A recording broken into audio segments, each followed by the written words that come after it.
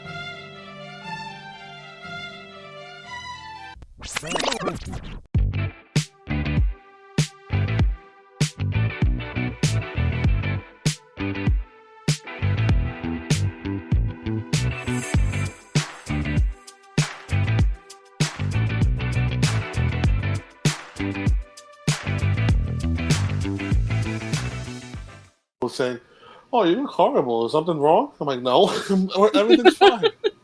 No, you got that Logan look, the hair, the beard.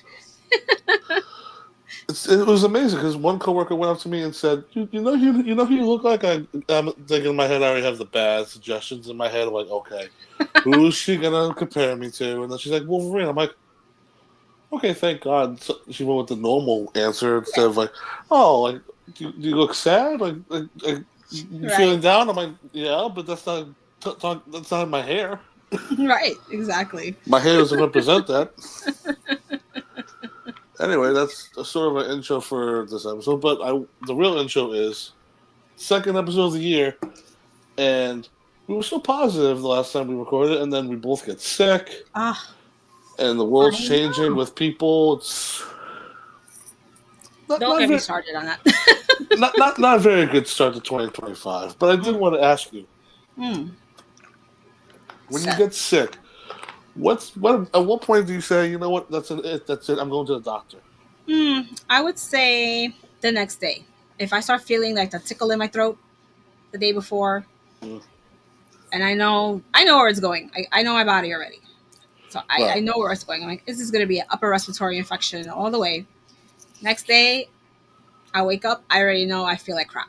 My throat's on fire, my ears are on fire, and I go straight to the urgent care. Right. But is there ever a point where you're thinking, like, let me go to the pharmacy and just let me see if I can find something to get rid of it quickly? Because as grown-ups, you go to the doctor and there's a copay sometimes, and sometimes you don't want to pay that outrageous copay depending on what it is. Which is like, which unfortunately I do. I procrastinate. I wait until like the last second where I'm like very, very sick. Yeah. Because then I can get the doctor look at me going, You waited a week and now you choose to come see me. A week? No, usually when I start feeling like I said a tickle, I'm usually stocked up in the house because I do tend to get sick frequently. Mm-hmm. So because I last got sick was September, so you know, I have stuff stocked up. But if I don't, I go straight to the pharmacy, get my stuff, hope for the best. But that stuff doesn't really work like that. So, which is sometimes. It's best to say right now that it's always wise to go to a doctor first instead of trying to treat yourself. Absolutely. Because you can be treating yourself with God. Like, for some times I used to feel so bad because I'm popping so many pills. I feel like a drug addict. Yeah. So you have pneumonia. Before we start the episode, let's have a visitor. Hey. Hi. You don't want to come in and say hi? Hey, buddy. Hi. How are you? Yeah. I just want to tell Michael something. What do you want to tell me? How is my bed? How did you carry my bed to Grandma's room? Where's dressing room? That's a topic for another day. But that's something we have to talk about in private. All right. See you later. Oh, he's such a cute cutie. Meanwhile, I think he's about to ask me, "Oh, is Bray Wyatt dead for real? When did he die?" Like, I'm expecting those questions again. I'm like, "Oh my God." I love how he asked you the question but looked right into the camera. He's so cute. He probably got so intimidated because he's probably thinking like, "Oh, like don't do stuff like this." But he's thinking like, "Oh," and he's talking to his friends. I'm like, "Yeah, I talked to my friends," and then he probably just saw that it was like hi. Oh, that's so cute.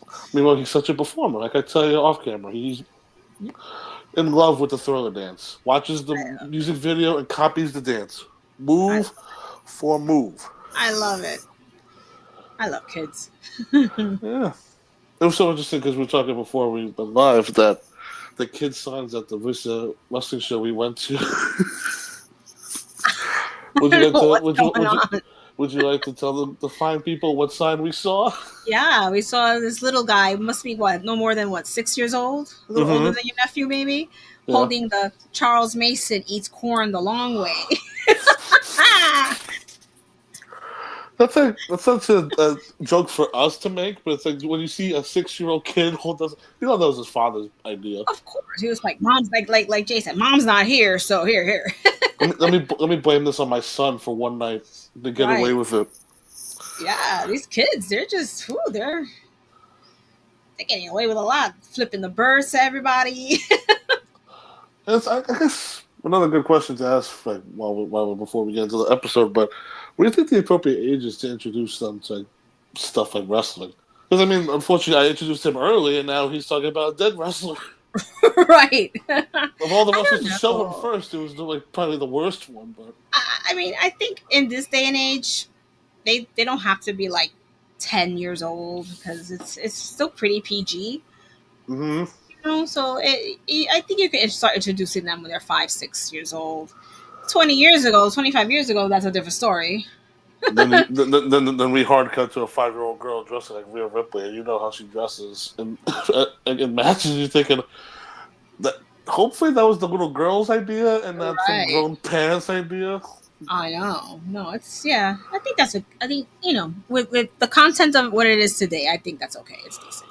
AEW, I think maybe a little older because Oh yeah, the cursing is outrageous over there. Cursing and a little more hardcore in their style in the ring.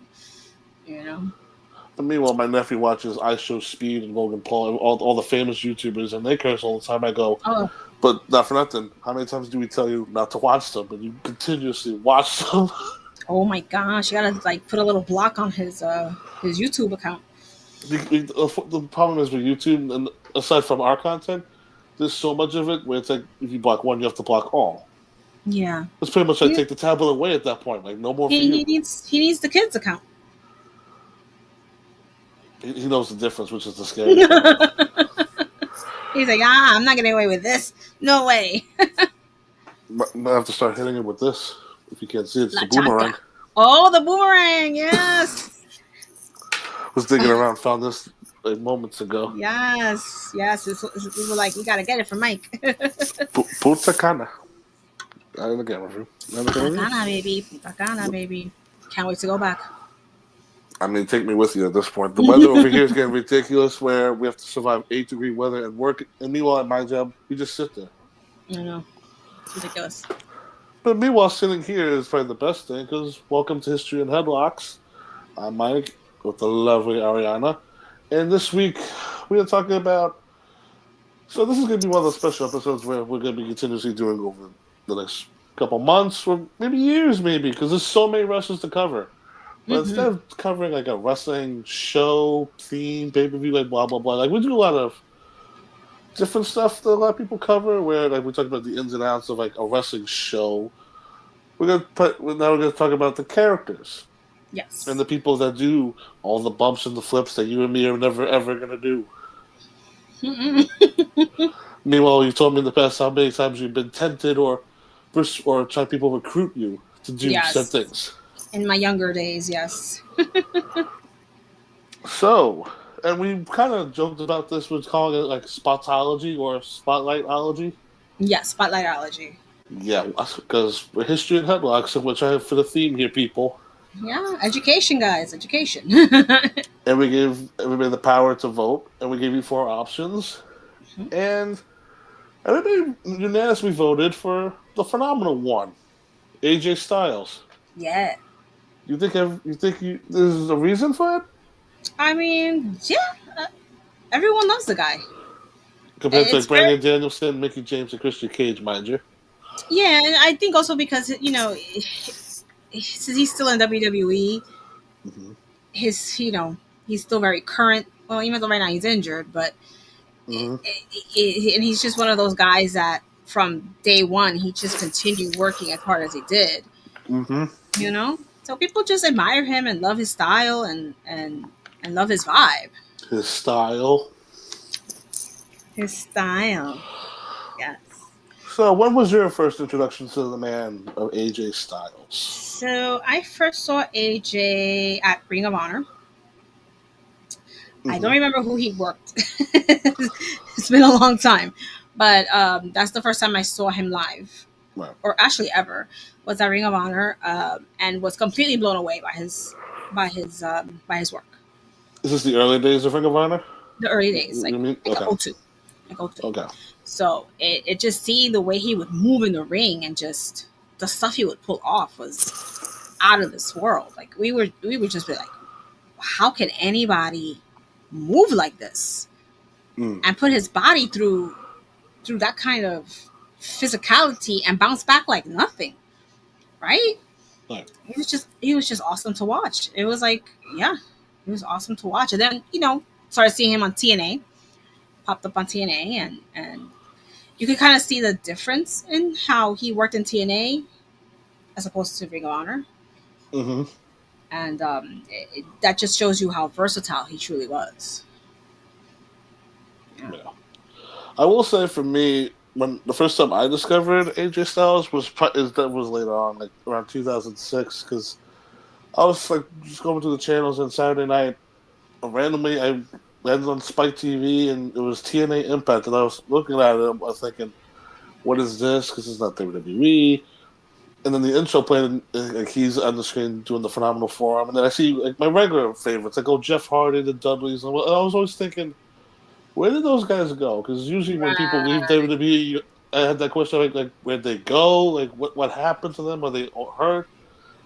But then that was when I realized, like, oh, there's other places to wrestle, because by that time WCW, ECW was gone, and I wasn't on the up and up about, oh, there's competition, or at least there's an alternative.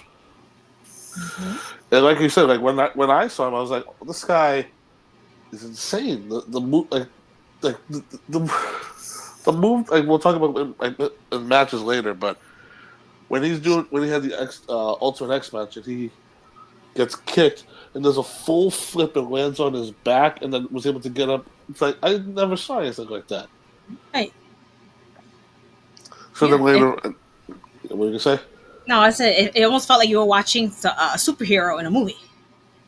Exactly. Like that's how he always came off as. So when we talk about AJ Styles, let's mention his early days. Like he only debuted in 1998, which is insane to think about. Like usually, and he's 47 years old now. Yeah, he was a kid basically. I was 17 in 1998, so. And he's a few years older than me, 3 years older than me. So yeah, he was just a kid, 20 years old, basically. Yeah. But before that, he went. Now, when I was looking up this up, like, does it surprise you that he did like amateur wrestling in high school? No. Like when you look at him, like it doesn't scream amateur wrestler. I mean, yeah, when you see him wrestle, he doesn't carry that like Kurt Angle, Chad Gable, Shelton Benjamin kind of look. But it doesn't surprise me that he did that. Because, or even, I mean, he probably did a little gymnastics too, with the way he would move. Because I remember in high school, the guys in the wrestling team were all also on the gymnastics team, and they would move like that. You know, and pretty much his friends. So no, I'm not surprised at all that he was out. And it's funny when you read about him, like how when he grew up, like we'll get into it later when they incorporate like his family life into storylines, but. The fact that he joined professional wrestling because his friends told him to. It's pretty much like his friends were like, oh, you have this athleticism, just go join wrestling, go train. And he just went and did it. Yeah. The best thing he could have done. So he went to wrestling school. And then by 2000, he's on WCW television. It was like a blip, though. It was like a blip in his career, though. It was like the dying days, yeah. I think it was like late 2000, early 2001, where Eric Bischoff had the idea for cruiserweight tag team division, so he started hiring a bunch of cruiserweights. Like it wasn't just like him; it was Air Paris, Kid Romeo, Christopher Daniels, who he later on be friends with, but there's a young AJ Styles coming out on WCW Nitro in a tag team where, mind you, this is the dying days of WCW, but if the idea was cruiserweight tag teams, Billy Kidman was still there, Rey Mysterio, like a lot of the guys like that are still now, like 3 Count, Jamie Noble, like guys like that were there. And then, unfortunately, when WCW got bought out, AJ Styles was brought in for one WWF Metal taping against the Hurricane, and then he pretty much went off the face of the earth. For a lot of people, or like people that are just like seeing him on TV for the first time, people work local independents, go overseas and work World Wrestling All Stars, which I don't know if you've heard about, but it's one of the most craziest promotions outside the US. I remember that. And then he signs with a little company that Jeff Jarrett starts up called TNA or NWA TNA. NWA TNA, right? This is an interesting question. How did you ever find out about NWA TNA? Because it wasn't a weekly TV show; it was a pay-per-view. Weekly pay-per-views. I pretty much found out online in the early days of wrestling, the IWC, basically, in message forums and fan forums. Right. We're talking about this, and also like Dave Meltzer, PW Insider, were around at the time, so they would release these little articles, talking about this new promotion called NWA TNA, and that it was going to feature also a lot of the guys that I would see in the indie scene. Right. Right. So I checked it out. Saw some former WWE faces, and also the local guys were on it, like the SAT, Amazing Red, Homicide. It was like, oh, what is this? I'll watch this. Why not? It's interesting to see this, just to see a young AJ, because he was on the first NWA TNA show in the opener. Him, Low-Key, and Jalen. Low-Key, right? Against the Flying Elvises. Sonny Siaki, Jimmy Wang, and Jorge Estrada, I think. Jorge Estrada, I believe so, yeah. Yeah. And just so everybody knows, he loses in his first match, but not for nothing. It was like one of those random things where you see him, it's like it doesn't match at all. It's just a random 6 minutes. This is them introducing the X Division. There's no weight limit. We don't have weight limits. There's no limits. Meanwhile, people like people with a weight like me, X Division champion. Meanwhile, I'm like not 210. For everybody, so everybody is aware, but I mean, pretty much him, Low-Key, and Jalen were the 3 pioneers of the X Division. Right. And Christopher Daniels too. Can't forget him. Yeah, but early on, like Daniels wasn't the first person we saw. Like AJ was like, because when we talk about later on when he leaves, like he was day one. Like Jay Briscoe always said, he was day one with Ring of Honor. AJ Styles was TNA for day one. And for the amount of shit years TNA had, he was staying there like true and true. It's funny when he did the shoot interview, he said there was so many times where I wanted to leave but couldn't. But we'll get into that later. But as far as like his early days, the phrase like when they strapped the rock into this kid is an understatement. Like multiple time X Division champion, tag team champion multiple times, 2-time NWA world champion, all in the span of 2 years. Right. Pretty much by 2004 in TNA, he did everything. He did. He had pretty much accomplished everything he could have. And you could have retired right there. I mean, it's pretty much. I mean, he really worked hard. He proved that he was the right person to put that rocket on his back. Right? He really did. He went out there every episode, put his body on the line, left everybody just dumbfounded with the things he would do. It was almost like every match he did something completely different from the last one. Right. And you're like, how is this guy coming up with all this stuff? and how can he beat him? Like I said earlier, he's beating himself up. He's on the scaffolds, jumping, doing this, and just like, to me, his TNA work, the best work of his career. Mm-hmm. Absolutely. Well, because I mean, let's be real here. That's pretty much where he made his name, his entire career. Yeah. For 10 years in TNA. Yeah. And like we said, we'll talk about the later years, but again, like in 2004, he's already did everything, and I don't know if this helps him or hurts him career wise, but he was pretty much like labeled a Vince Russo guy. Like Vince Russo like actually liked him. But then when you look at storyline wise stuff, like he has since his babyface as a heel. Like honestly, when you look at AJ Styles, is he? I mean, early on, like you can tell babyface, but is he better off as a babyface or a heel? I'll be honest with you. It's not that he's not a good heel, but I just feel like he was meant to be a babyface. You know, because you can't help but love him. Yeah. You know, it's just when he puts himself in the ring and starts doing what he knows to do. It's just, you can't boo the guy. You can't hate the guy, no matter how much of a jerk he'll act. It's like you can't. Yeah. It's I always felt like he should have been one of those guys that should have been mainly a babyface throughout his career. And I don't want to say this because it offends people when I say this, but like whenever you grow up, and that's how you speak. But from a kid from Georgia, and he's trying to be a badass, and he's like talking to you, and he's like stink, you're wrong, and then the accent like comes out like that way, and you're thinking like, oh, that came out horrible. Yeah, like, because he misspoke. Like, it's like you have Stone Cold Steve Austin, right, where he's got his Texas accent, his Southern accent, but he has that voice, that gruffness to his voice to make him sound, you know, guttury and mean. AJ don't got that voice. Right, and most of the times when he was a heel, he was a goofball. Like I remember, like when like him and Tomko won the tag titles, and he's like, I want to shout out Pokemon Diamond and Pearl is the best Pokemon game ever. Like he had those stints of being like a serious heel and a nerdy heel. Yeah, he acted like a tool. I mean, for something like look wise, like he kind of gives off a tool look. Yeah, he's got a great look, handsome dude, great body. So you know he's gonna be full of himself. Right. He has to be full of himself with the way he works. He knows he's good.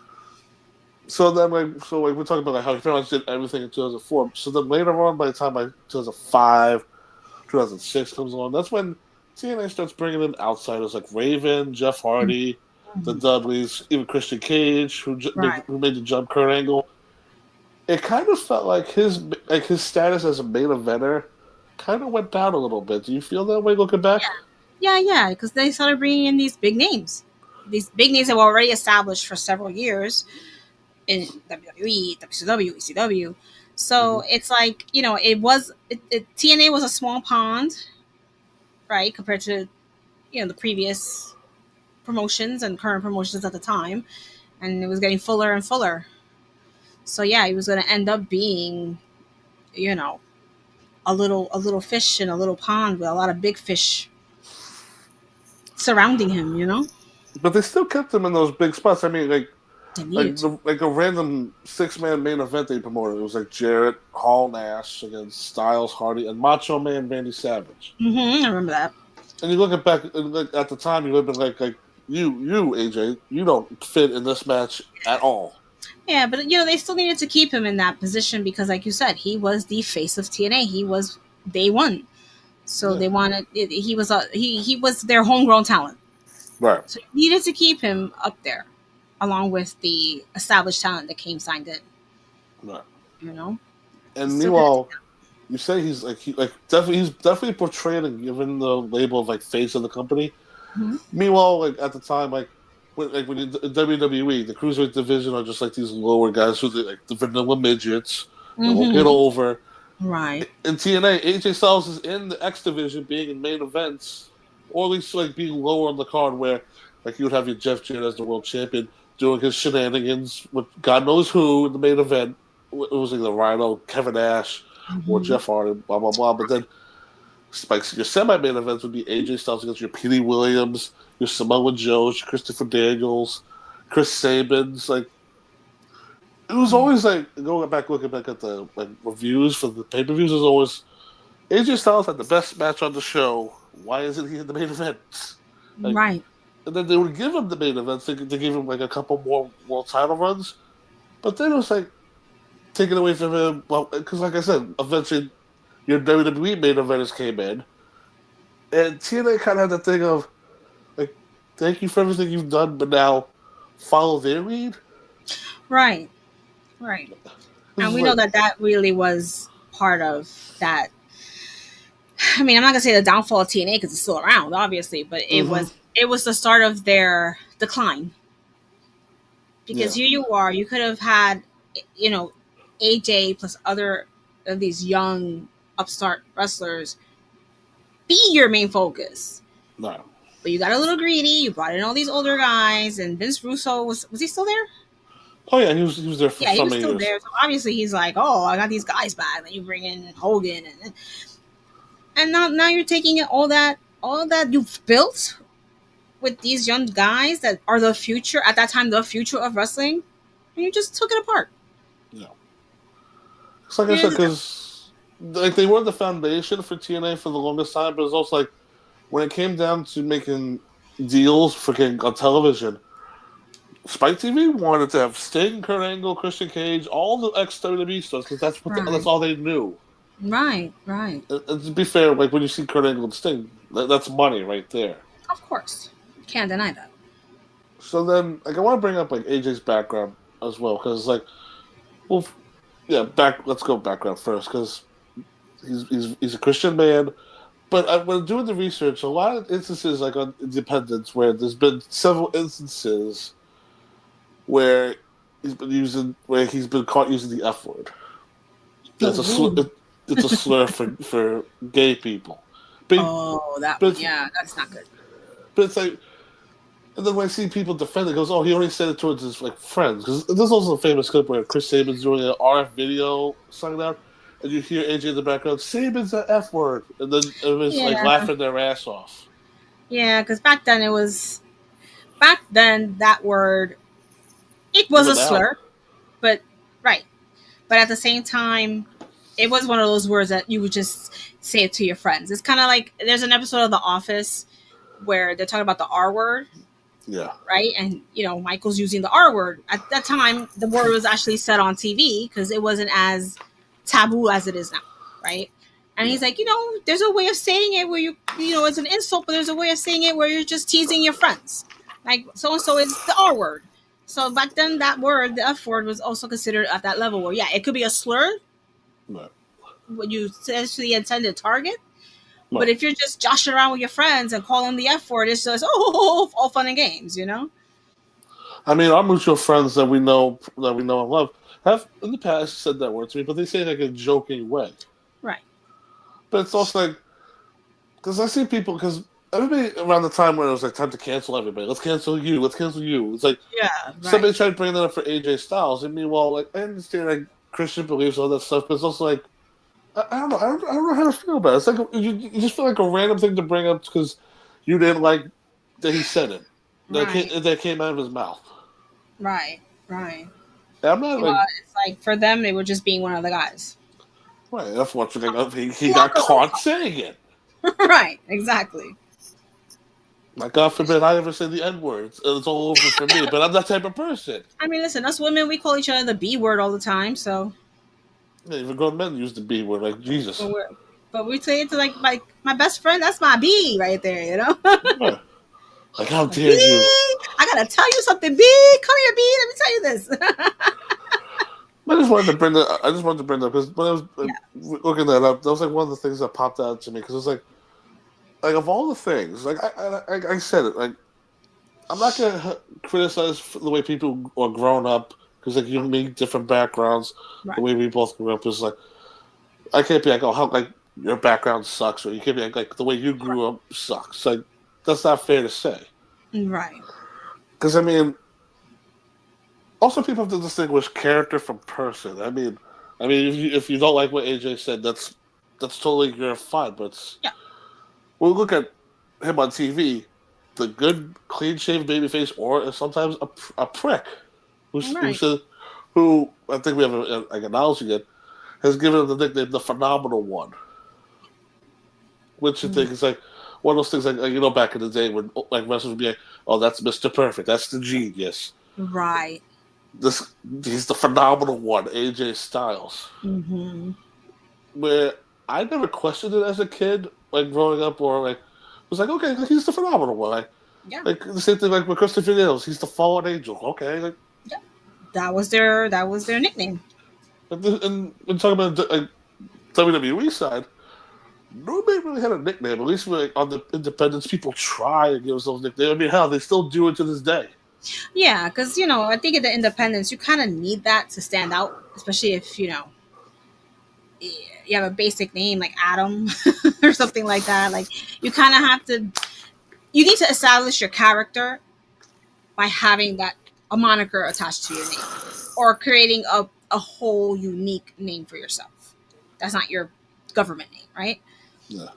So with in terms of like AJ, I mean, his actions in the ring kind of created the name, the phenomenal one, because when you watched him work, you're like, dude, this guy's phenomenal, and it just became him, the phenomenal one.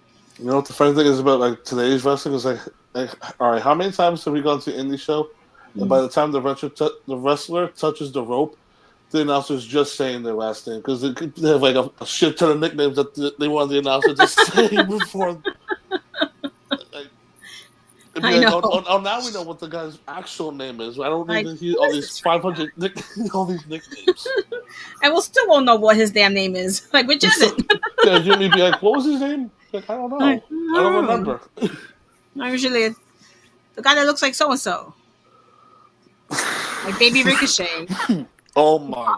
Who popped up in the GCW show against Cardona? For 2 now, seconds. well, now everybody knows who you're talking about, and they're gonna get some hate on you.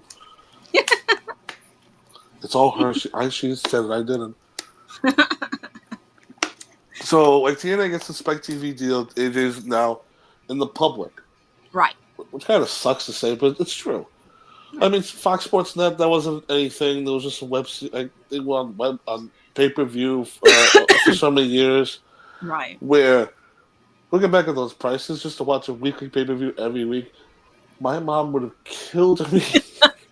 Every time I would press that buy button, just and mind you, if she ever saw on the cable bill, TNA, like, what are you doing? What are you doing? This pornography, Michael. She would have been so mad she would have called me a different name. Yeah, she would have definitely. So when the big stars came in, one star he got aligned with very closely was Christian Cage, where it was them two and WWE Reject or one of the latest big men that they didn't keep around, Tyson Tomko. Oh my God. Formed the Christian Coalition, where and AJ reveals later on that was the best time of his life because he was pretty much a goofball. He got to do whatever he wanted, and he said at that point where he said like he saw how the company was running. He didn't like backstage politics, right? And it was pretty much where he got to. Because it would be interesting because Christian's like, I made it to the mountaintop and like I know what it's like to be world champion. You have AJ standing there, be like, I did that a few times, Christian. And then Christian's like, don't worry, kid. I'm gonna take you back up there one day. I'm gonna make you can join me. It just be the hilarious. Like, he went from like the phenomenal one to the ultimate goofball, right? Which, and that's fine. I mean, character-wise, he's willing to do whatever you tell him to. Yes, he's a loyal company guy. And it's fine. Sometimes wrestlers need to have a refresh of their characters, of their gimmick, of how they're presented. So if he needed to go and become a little bit of a goofball to stay fresh, that's fine. As long as he knew what he was doing and hitting the comedic timing right. It's kind of like the Kurt Angle effect because the dude could be comedy at backstage or do he can say some like off the cuff thing like to Rey Mysterio like you're a boy, I'm a man, and I'm a man that loves to play with boys. And he's like no. And then he goes in the ring and he can kill you. He'll kill you. He'll break your neck. AJ Styles is kind of the same way because I mean you do that and then flash forward flash back. He's having match of the year candidate with Christopher Daniels and Samoa Joe, the triple threat from Unbreakable. Yes. Because I mean, we should also highlight this as well, that those three men pretty much were the X Division. They were TNA for pretty much 3 years straight. Yeah. And only and 2 out of the 3 became multiple-time world champions. And you could see them do the same thing out in PWG, Ring of Honor, and other promotions. It was like they were just killing the game. In my opinion. It was just another day for them, honestly. Yeah, they're like, doing this again, cool, same match. Where in today's like products, where like you tell me like, oh, like Jey Uso, Gunther again. Like back then, I was like, oh, I can't wait to see AJ Styles and Christopher Daniels. I mean, that was the feud of TNA. Because how many times did they fight? Nobody complained about it. Because of the quality that they were putting out in these matches. No match looked the same. They pull out these moves and you're like, whoa, I didn't know he could do that. He didn't do that last time. It's just, they were just consistently putting out these matches that would blow your mind day in, day out. Didn't feel same old. Right. That's funny enough because I mentioned the Jey Uso Gunther match. Ben hit me up earlier saying that he goes, oh, that match, like, I couldn't stand it. I go, hit up Ariana. She would love to talk about that with you. I haven't even watched a nice minute yet. Yeah. I'm here like, whatever I want to. Yeah. But back to this. So it was like, yeah, back to this. AJ Styles and Christopher Daniels were left best friends. Mm-hmm. Do you think it should have been higher, or do you think it was? Looking back on it, should it have been higher up in TNA's priorities, or was it fine to say like, oh, like they had their place on the card, and meanwhile everybody else, like everything should have stayed the way they were? You know, in hindsight, they should have been higher up. Right. They really should have been higher up. Like these guys were. That was an opportunity to create these new stars, which they did. They did create stars out of them. It's just they should have been a lot more bigger because it shouldn't have taken AJ so long to make it to WWE. And the fact that Daniels never really, I mean, I know he did dark matches here and there for them, but the fact that he was never signed at all by WWE is mind blowing. And I feel like had they been prioritized more in TNA, they probably would have caught those eyes a lot sooner. And mind you, Daniels, I believe, was originally supposed to be like the higher power reveal back in the Attitude Era. That's what they've said, yeah. I mean, just to think about that idea, it just sounds nuts. It does sound nuts, but it would have worked. But I think for AJ Styles being, because he went from X Division to the World Title, to then back to the X Division, and then finally, like by 2006, 2007, and 2008, he was heavyweight main eventer, and the thing that TNA always did or said on commentary that I never liked was like, oh, if these X Division guys can reach that AJ Styles level, like you're already setting a standard that these guys unfortunately can't reach because nobody's AJ Styles. Not at all. I mean, I love Shark Boy. I love Sanjay Dutt. They're not getting to fucking AJ Styles level. No, that's a bar that nobody can touch. Nobody can be as good as him. I'm sorry.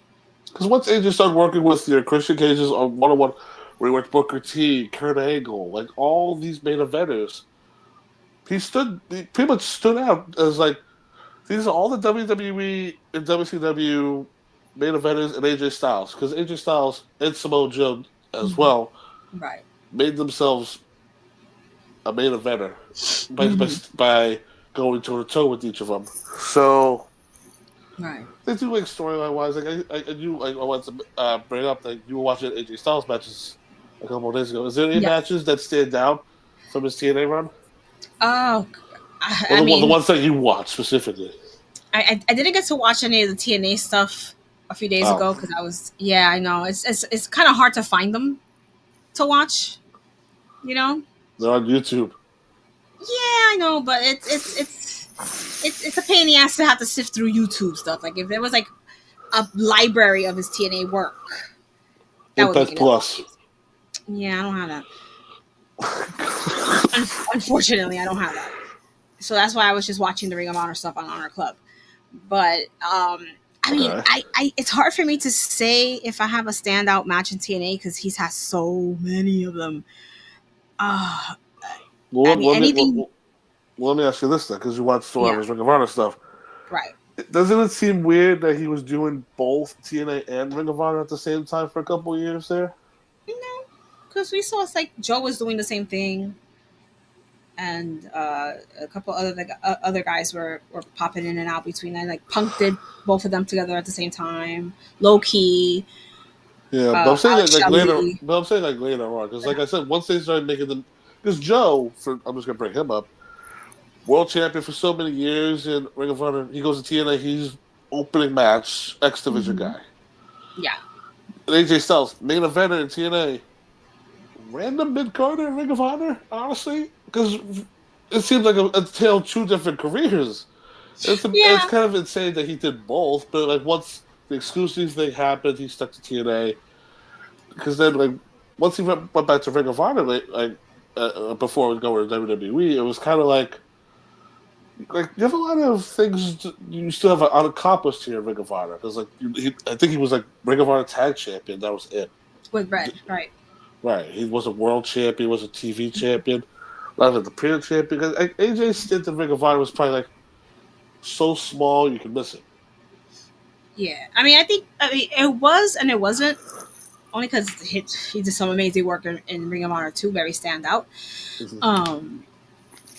I, I think with AJ with Ring of Honor, he was more like like a I kept trying to find the right word.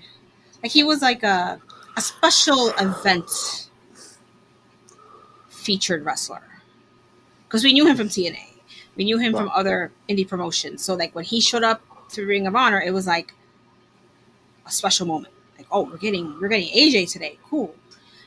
And you had him facing guys like Chris Daniels, Bryan Danielson, Samoa Joe, and tag team matches against the Briscoes, Roddy Strong. I mean, the list goes on and on.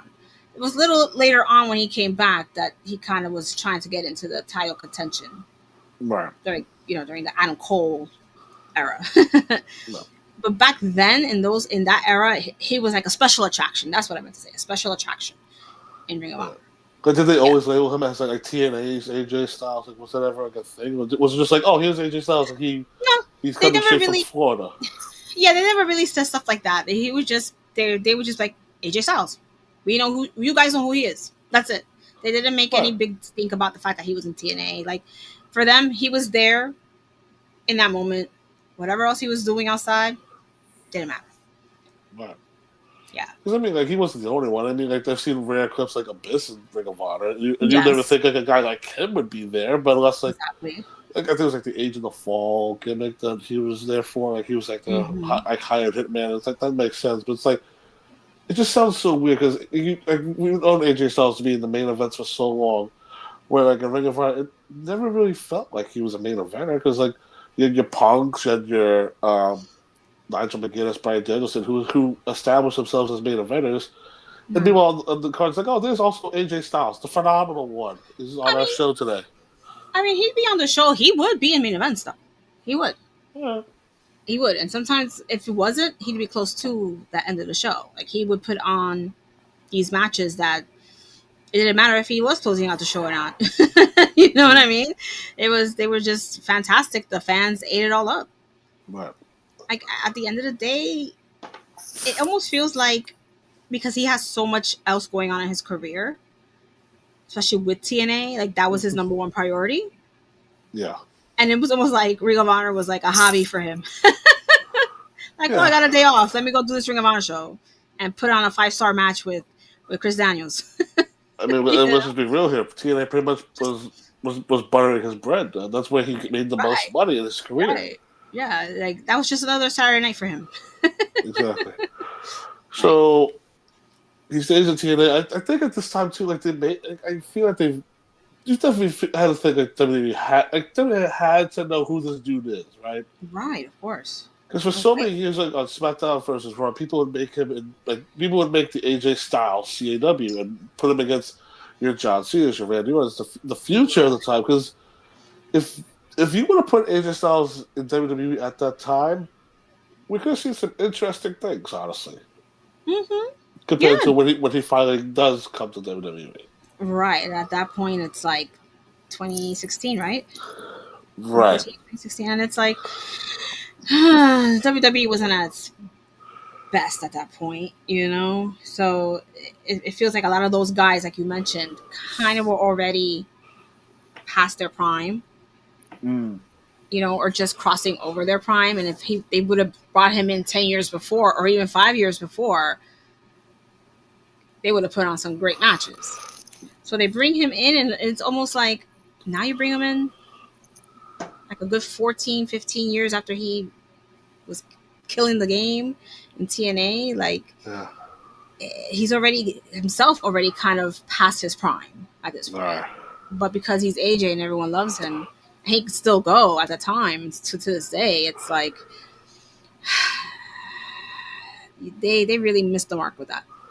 And it's always funny looking back because, like, in TNA, like, where he's the established veteran, you had other people come in from the other companies saying, "Oh, you're still a rookie. You're just a young boy." It'd be like, come on. Like, even when he came into WWE, like, Vince had that thing like, "Oh, he's a pit bull." Like the young pit bull. Like, what the fuck? Meanwhile, he was like 35 already. 38. I mean, yeah, they missed the mark. Big time. And let's be also real, too, because in WWE at that time, they definitely would have labeled him as the cruiserweight guy, and he would have been stuck there, or he probably would have lasted maybe 3 months. Yeah, maybe, yeah. Even if that's the disrespect to his talent, it's just that how WWE at that time had no time for smaller people. No, they didn't. They barely gave them any, unless you were Rey Mysterio, they didn't really care. But unless you would have went in there and showed them, listen, this is what I do. Don't take me for granted. Right. You know? But if they would have the time, if they didn't, he would have been on Velocity, and then he would have been another name on those long lists of people they cut for budgets. Yeah, absolutely right. Yeah, they even killed the cruiser. They killed the cruiserweight division when they put on Hornswoggle. That was pretty much the end of the cruiserweight division. I get that he's a cruiserweight, but damn.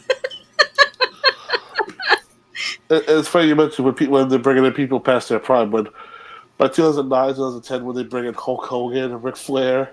Yeah, because you're like... And Bischoff, you're like, oh, great, let's see how AJ Styles does in this regime. Yeah, I mean, don't get me wrong. I was very excited when AJ showed up at the Rumble. It was like, oh, it's just great. But at the same time, it's like, now you do it? Yeah. Well, now?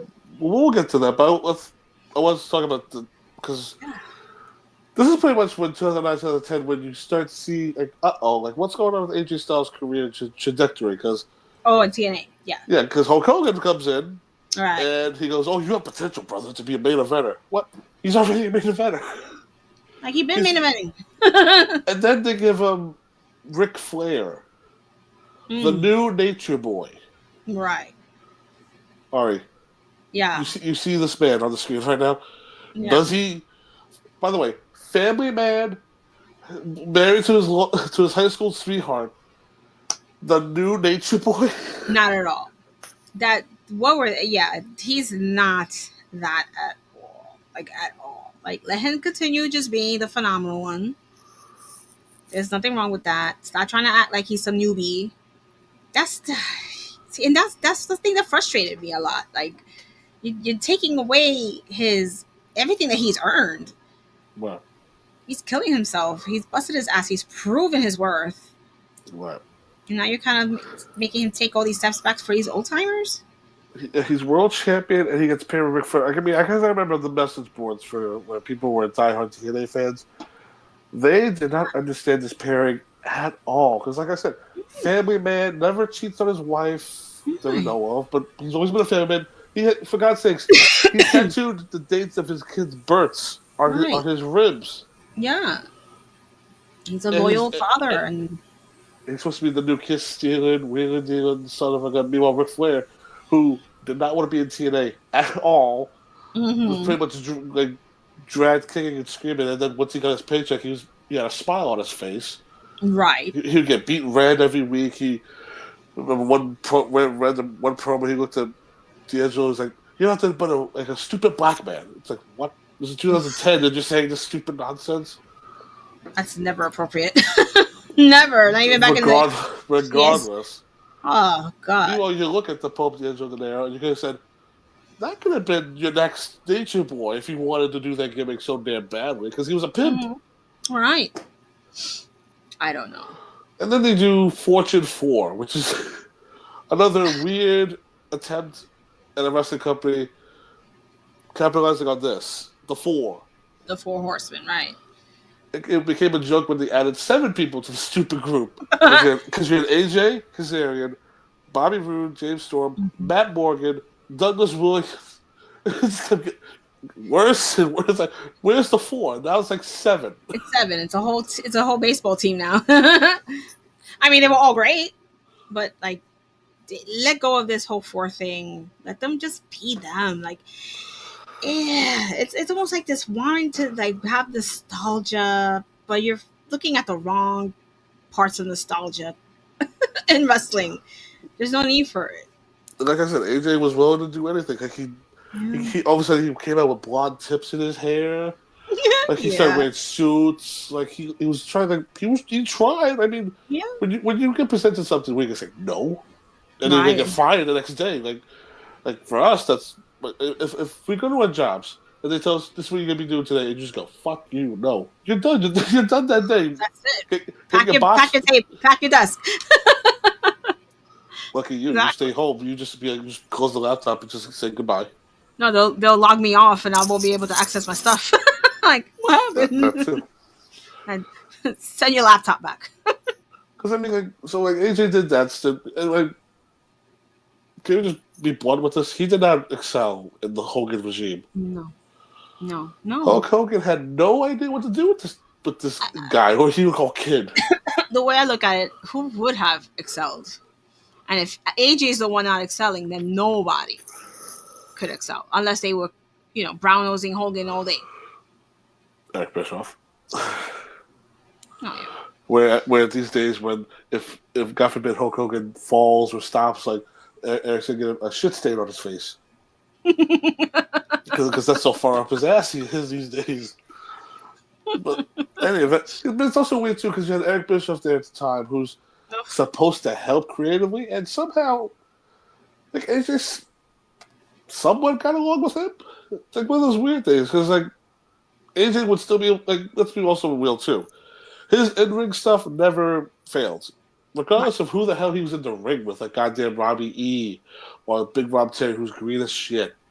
Gunner Murphy, like random people. And I'm not talking about Murphy today. There was a random dude named Murphy, but it's like right. I remember him. Yeah, like even like when like Matt Hardy came in, and he wasn't the best Matt Hardy of his career. Right. AJ Styles still dragged his ass to a great matches. Yeah. It was like it's like the more they pushed him, the more it was like he really stayed. Because I think at the end of the day he was kind of like, okay, it has to get better. It can't get any worse. That's really what it probably was. He's like, listen, I'm not getting phone calls from anyone else right now, and my time has to come. I've been here long enough. Do you think that's the case too? Do you ever think like WWE ever reached out to him? Because I think the only man that could reveal that is AJ himself. I mean, I think that if they would have reached out to him back then, he would have taken it. He would have went. Like, who wouldn't have done that back then? I mean, AJ Styles could have put on NXT drinking soda for the competition. Because like imagine that. Because like, I remember we do This Week in Wrestling. We talked about how Desmond Wolfe was going to maybe go WWE, right? And then like we see how the WWE talent pool was back then. Or not even like back then. It's like over a decade ago, like 2010. Right. And all respect to them, some of them were scrubs.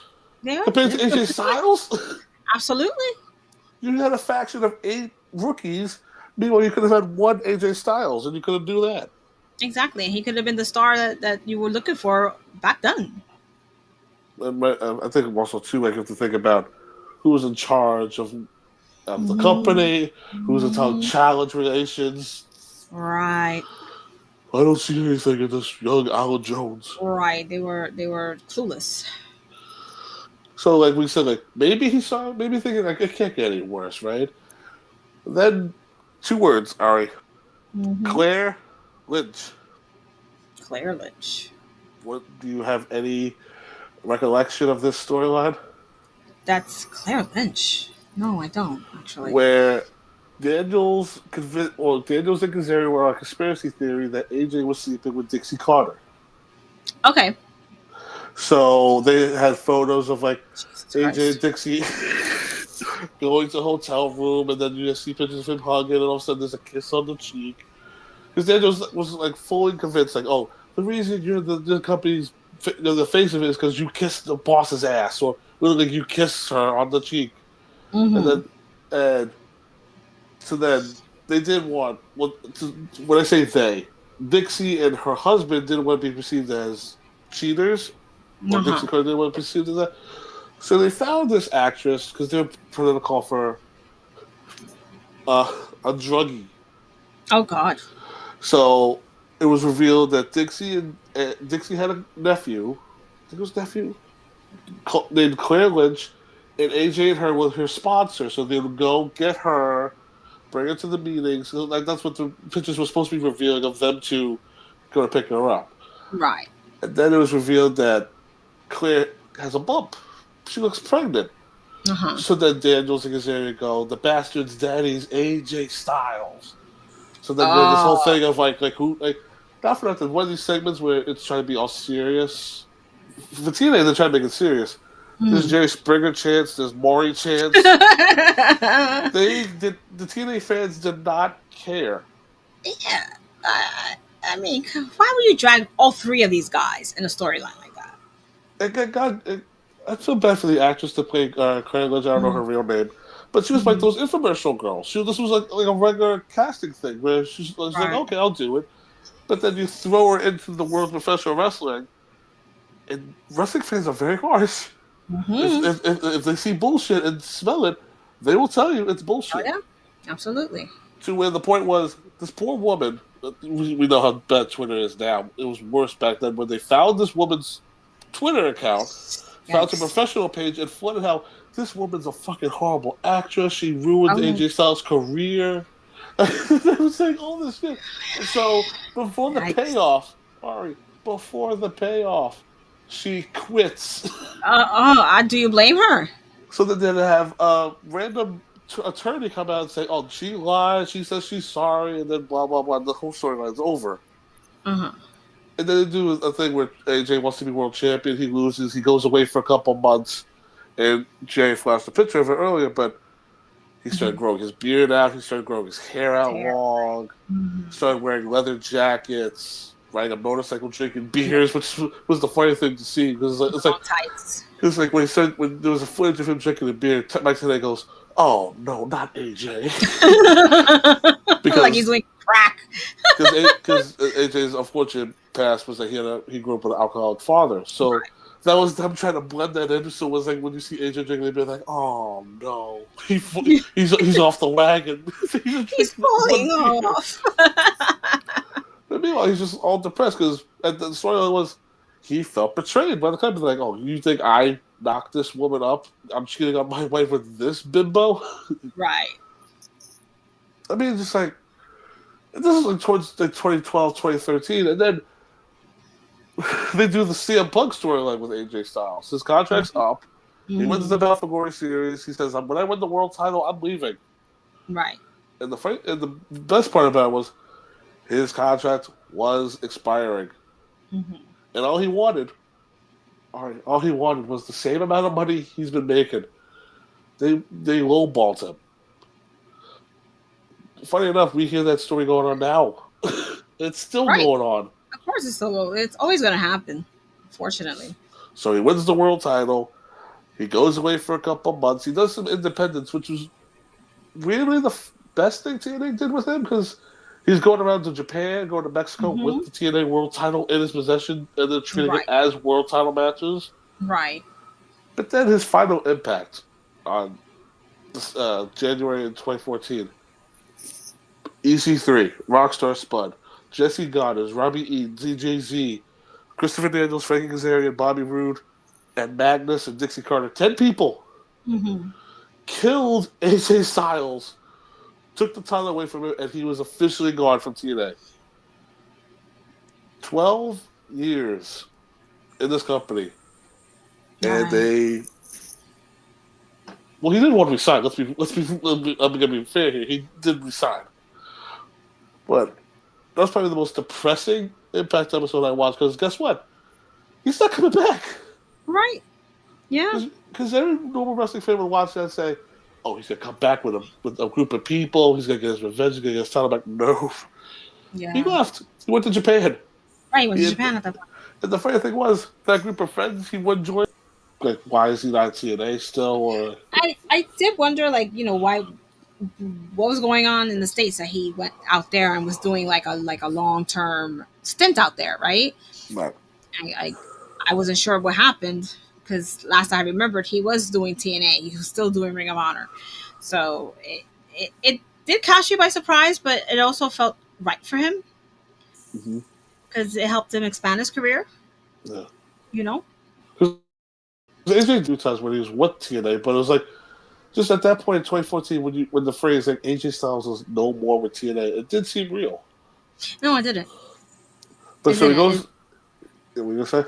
But like at the same time, I kind of saw where TNA was kind of headed at that point. Like it was just falling off at that point to the point where I was like, it still exists. I remember saying that, like, it still exists. I didn't realize it. It definitely felt like at the time like TNA is about to go under. Right. But it was like what? Because the domino effect happened though. Because AJ left, Sting left, Joe left. A lot of people that made TNA the mainstay that it was started leaving. Right. But it was the first one when AJ left. That's when it started to tell a lot of the diehard TNA fans that it's over. Yeah. Right. The TNA you're going to keep watching is not the same anymore. Not at all. So then AJ goes to New Japan and weirdly also signs for Ring of Honor for a couple. Yes, he did. It's also like when you look back at that period, it was only 2 years. It was only 2 years. Yeah, you're right. Because after that, WWE finally signed the guy. He became multiple-time IWGP World Champion, had Match of the Years, Wrestler of the Years. And then, because, like, again, I'm going to bring up Ring of Honor. It seemed like a weird thing kind of felt like, oh, we have AJ Styles. Like, it felt like an indie booking. I went to my first House of Glory show, and AJ Styles was there. It was him versus PJ Black, Justin Gabriel. Mm-hmm. It kind of has the same vibe, though. Like the House of Glory indie, and he's also doing Ring of Honor. And Ring of Honor did nothing. He wrestled all the best. He wrestled your Adam Coles, your Roderick Strongs, all the top names at the time. Did win the Ring of Honor World title. Did win tag titles. Like just IWGP, like New Japan stuff. I always wonder if like he never wanted the titles. Like, he always felt like, I'm not like a permanent mainstay here. Or you got guys here who have been day one, who have been busting their asses. Like, they should be the guys getting that spotlight. Right. And not just come in and be a formidable opponent for them, put on a banger match. This might be a wild theory, but maybe he thought if they give me the title, they're going to make me stay longer than I want. Because at that time, for 2 years, he had freedom for the first time in his career. Right. He wanted to just be like a freebird, basically. Go to Japan, go to Europe, go to this, go to that, work any program he wanted to do, and yeah. Because he did because not only that, he did PWG, he did the Battle of Los Angeles, he did Chikara, he did a lot of he did House of Glory, he did a lot of independence where, and also too, like the one thing I think that also helped him get over more is when he joined Bullet Club as the new leader. Yes. Now, I was one of those people that did buy a Bullet Club t-shirt. It was off of AJ Styles, but it's like, looking back on that, how much impact did Bullet Club have for AJ Styles' career at that point, looking back at it now? Maybe just like a little refresh, like a little boost to his career. Like he was doing TNA for so long. We knew him as, that person for such a long time. And he goes to Japan, and it's something a little different for him, He got to intermingle with a lot of the folks in Japan and create this faction out there that no one's ever really seen. Well, not create, but at least establish this faction that no one's really ever seen, which is a bunch of non-Japanese wrestlers just killing the game out there. Right. It kind of, I just feel like it was like a little injection to his career, but I wouldn't say it completely transformed it. There was nothing to transform. Well, I think like attitude-wise too, because not for nothing, because like you said, like AJ Styles was always like the nice guy, like he never like hated people, but like there was also a new air of cockiness to him, because once like he'd do his phenomenal drop kick, and then all of a sudden he'd go like a 2 sweep to the person's face. Yeah, he was a little darker. Darker and more charismatic too, where I think it was like, what AJ Styles are we seeing right now? It was funny too, because his first Ring of Honor booking, it was like a War of the Worlds at Hammerstein. It's like him, Anderson, Gallows, Tomatonga too, and he gets flooded with "fuck TNA" chants, and he has this big grin on his face. Where like he's not gonna say. It was kind of like the Ricky Starks thing at the House of Glory show, right? That's it. Where it was kind of awkward because he was looking around, he's like stop saying the quiet part loud. Like, all right. Like I get it. Like, I'm not there. Yet. We're not there anymore in the case of AJ, because so he does that. He does the New Japan, and then 2015, 2016, he's a free agent. Yes. And around that time, the Royal Rumble is around the corner. Me and Jay, I remember this because this was early on for Tropical Tabloid days when it was me, Matt, and Jay doing predictions for the Royal Rumble. And all of us were just doing Royal Rumble predictions, and we all just sitting there thinking, does this man show up at the Royal Rumble? Right. Because I think it was confirmed that it was also a lot of rumors too, because it was him, Nakamura, Gallows, and Anderson all leaving New Japan to come to the WWE. But there was like no timetable on like when they're gonna debut or nothing. And then the Royal Rumble happens. He comes in at number 3, paints Roman Reigns' face. He's making his entrance, paints Roman Reigns' face. It was like a great debut, but ruined by Kevin Dunn, the fucker. But so just the visual seeing AJ Styles come out. I keep the camera on the freaking guy. Number 3, 2016 Royal Rumble. One of the great. And I was also that worried too. Like, is the WWE fans gonna know who he is? Is he gonna get that pop? But he did. And he got it. He got it. I mean, I happened to be watching that Rumble because at that point I was already starting to get back into watching wrestling, taking the kids to house shows and whatnot. So when he popped out, and I lost my shit. Right. I didn't recognize him at first because I wasn't used to seeing him with that super long hair that he had. You know, or a lot of people refer to it as the soccer mom haircut. The soccer mom, yeah. Yeah, we were joking about that one time at work. Like, he got a soccer mom haircut. But it was, at first I'm like, wait. I'm like, oh my God. And, it's just that moment. And seeing the crowd have that same reaction. I'm like, damn. That's why I said they should have had him there years before. Right. He comes in number 3. He's in the ring with the WWE champion, Roman Reigns, at this time. Yeah. And then it was like, once Jericho comes out, it was a different story about that. Jericho was actually likable a decade ago. He was tolerable. Everybody look? Yeah, Kevin Owens come out. It was great when seeing them two face off. And then once you had to have the asshole Kevin throw him out, do the funny, phenomenal turn. I was like, not so phenomenal now, AJ. And that was his introduction. Yeah. So AJ's here. He's in WWE. He made it. Right. First programs with Chris Jericho. Not a bad start. A great start, actually. Right, that's great. Where he's beating Chris Jericho. Chris Jericho's kind of building resentment. He's like, I'm the best in the world. Like, I'm better than phenomenal. Right. To do the Y2 AJ tag team thing for a little bit, sold a shirt, which people were like, no, don't break them up. They just got merch. Well, for storyline purposes. Right. He goes to his first WrestleMania 32, the biggest WrestleMania in history, 101,000 make-believe people, or how many people, whatever the hell the number was. Right.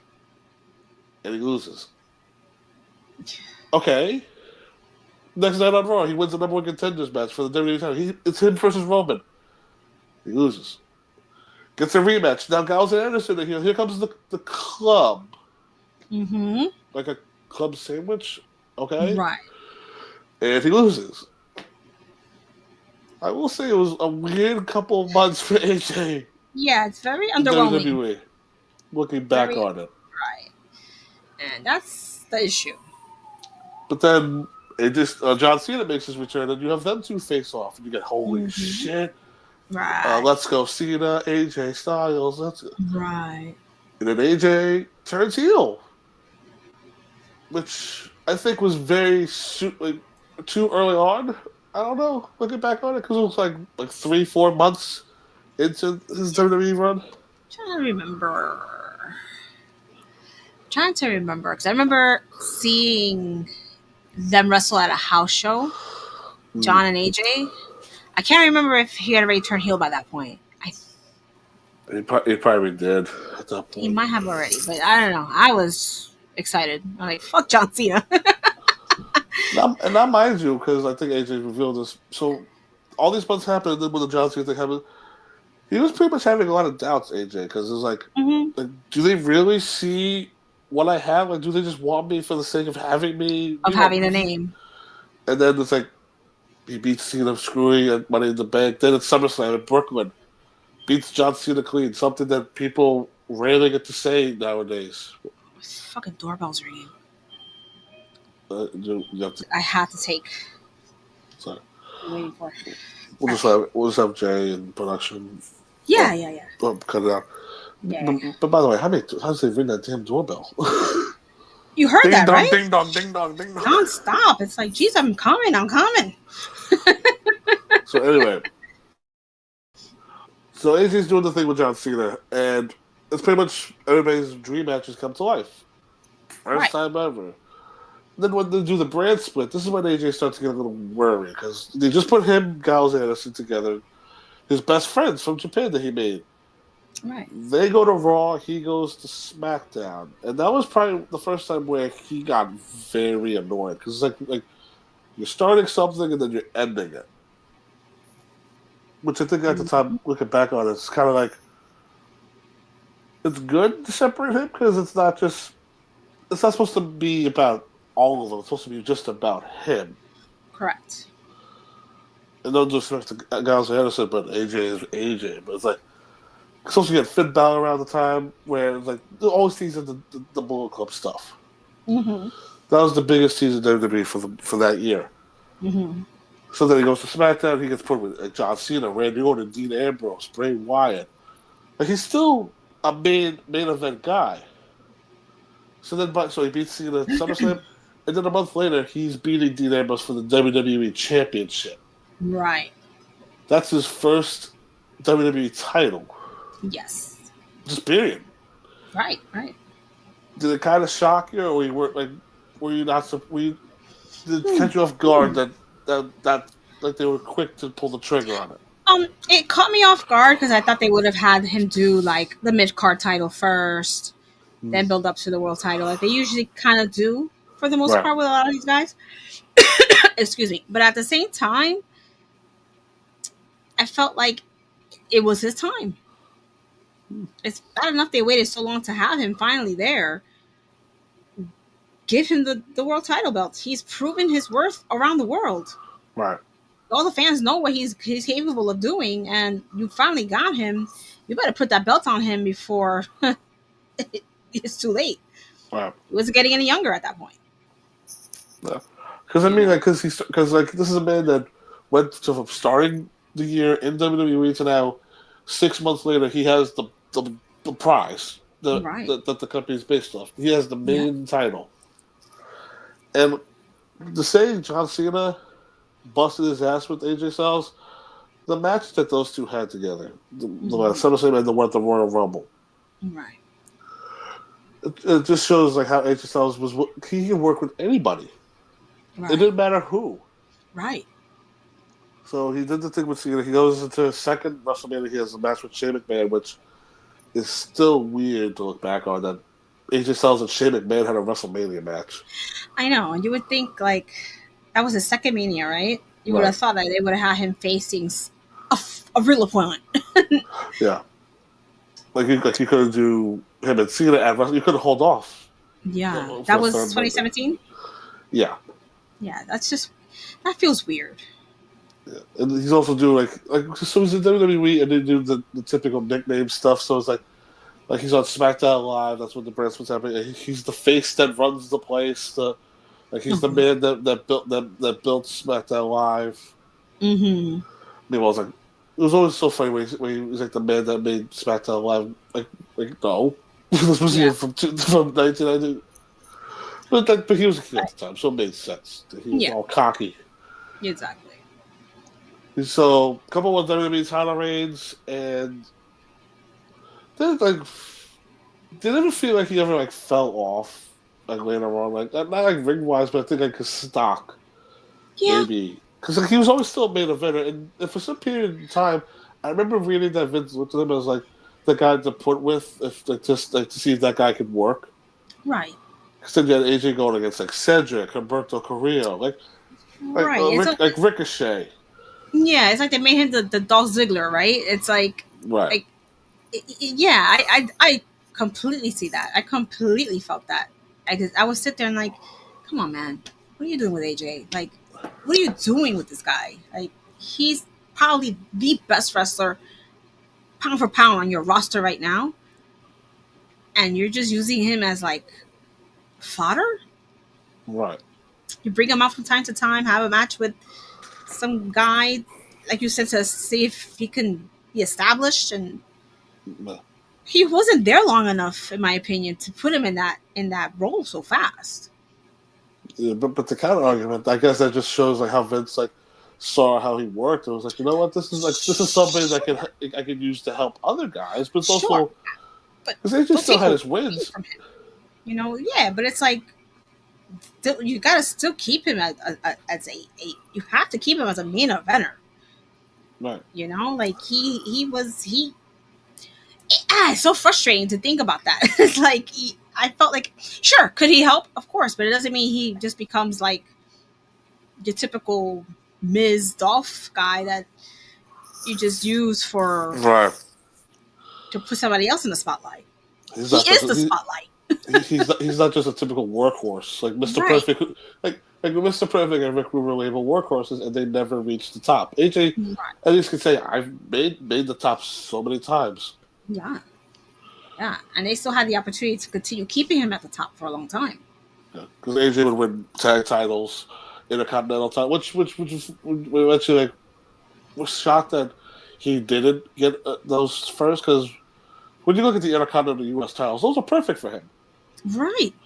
It just seems like everything, those two, even the tag titles, but despite the partner he had, I mean, when you think of AJ Styles and his tag team partner Omos, sure. Oh, yeah. Works. But you know what? It did work because it was the big little guy, and AJ was back enough to make it work. It was the Shawn Michaels, Diesel Big Daddy Cool. Yeah, exactly.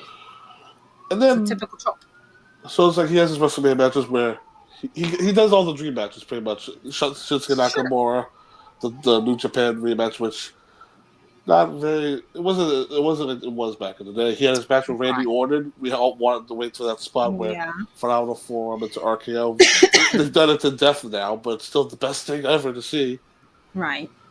And then one match you really never thought you'd get to see ever is when you get to say the Phenomenal One versus the Phenom. Because you never think to say out loud AJ Styles versus The Undertaker. Never. Especially in that era where Taker was kind of already sunsetting. He was already thinking about retirement, and then it's right.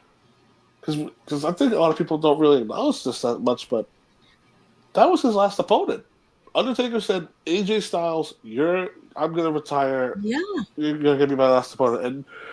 And looking back at it where the pandemic happened, everything shut down, that was going to be a regular one-on-one match. Let's just remember that. Right. But then when they worked with the limitations, and we got the Boneyard match. Yes. Which I will say still holds up to this day. Because have you gone back and watched it recently? Or what was your thoughts when you first saw it? At first I was a little unsure how it was going to work. Because you have these two guys who are completely different in the ring. And one who's already sunsetting his career, much older. Right. And AJ, who was older at this point in his life, but he could still go. Right. And it's how are we going to how is it going to make it work? But, I mean, AJ, like you said, you could put anybody in the ring with AJ, and he's gonna make it. He's gonna make them look great. Do you remember the promos and the storyline they were telling about this? Yeah, I remember briefly. Where It was a little bit of a blur at the time, but it was like I do remember some of the stuff. Where AJ was like, Michelle's gonna run you into the ground. She's gonna take all your money. She's gonna. It's like I don't see a man called the Undertaker. I just look at Mark Calloway. Yeah. Where everybody was like, "Oh shit!" Yeah, he was because at that point we had only one reference where John Cena was like, "Oh, wait, it's nice to see you posted workout videos on your wife's Instagram." Like we had like 1 minute of that. But then you have AJ Styles who gets mad about losing a Tawani trophy in Saudi Arabia.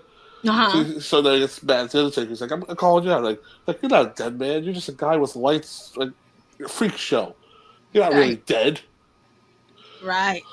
And then it was like for TNA diehard fans, but Undertaker pretty much did the American Badass retort. It was when my wife does the Styles Clash, aka the Faith Breaker, better than you. All the TNA crybabies had a hissy fit.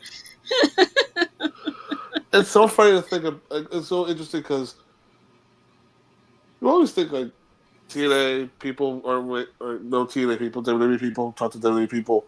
When the last ride came out for Undertaker, them two were very friendly for years at that point.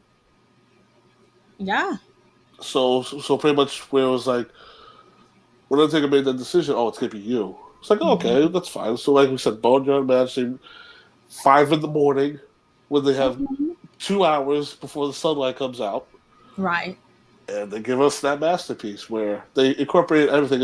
I still love the visual where it's like the hearse comes in, they pull out the casket, they open it, AJ pops out, I was like, ha ha ha. Just the pose. He's like, I got you, dead man.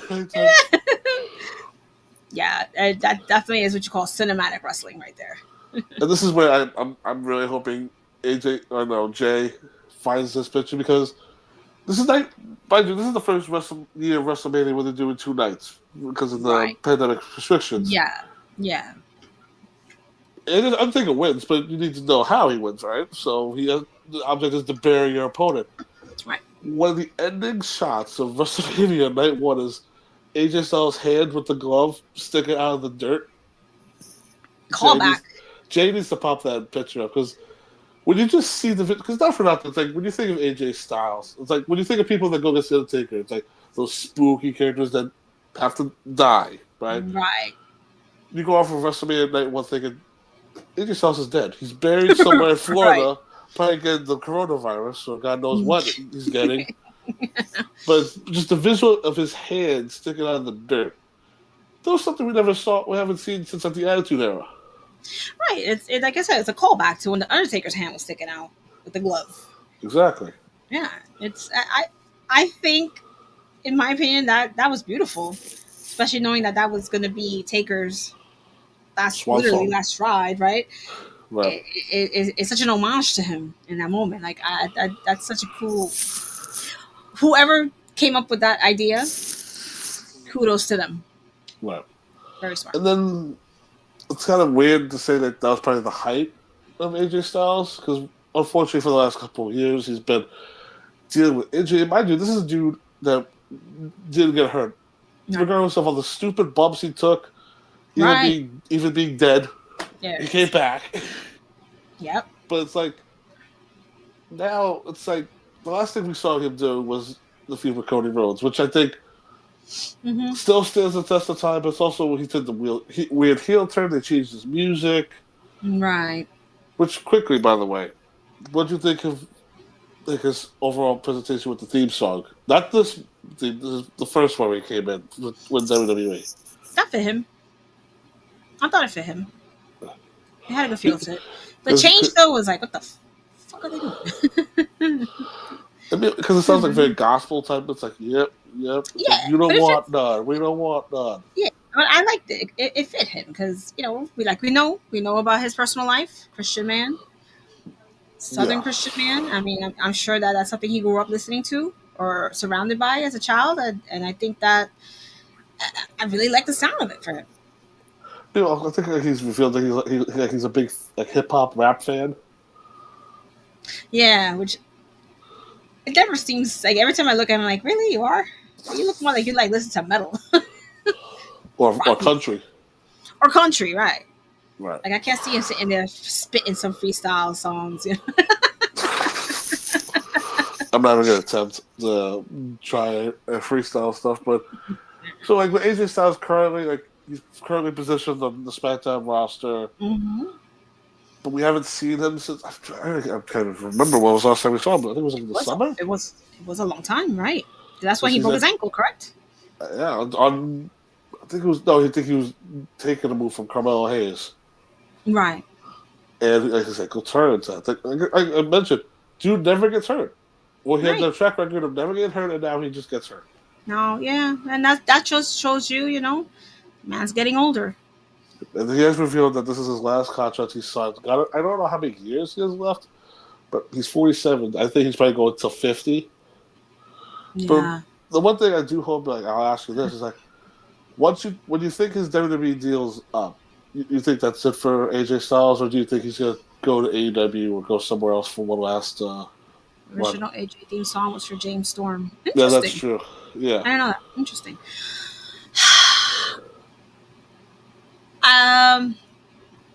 The selfish part of me wants to see him do something else.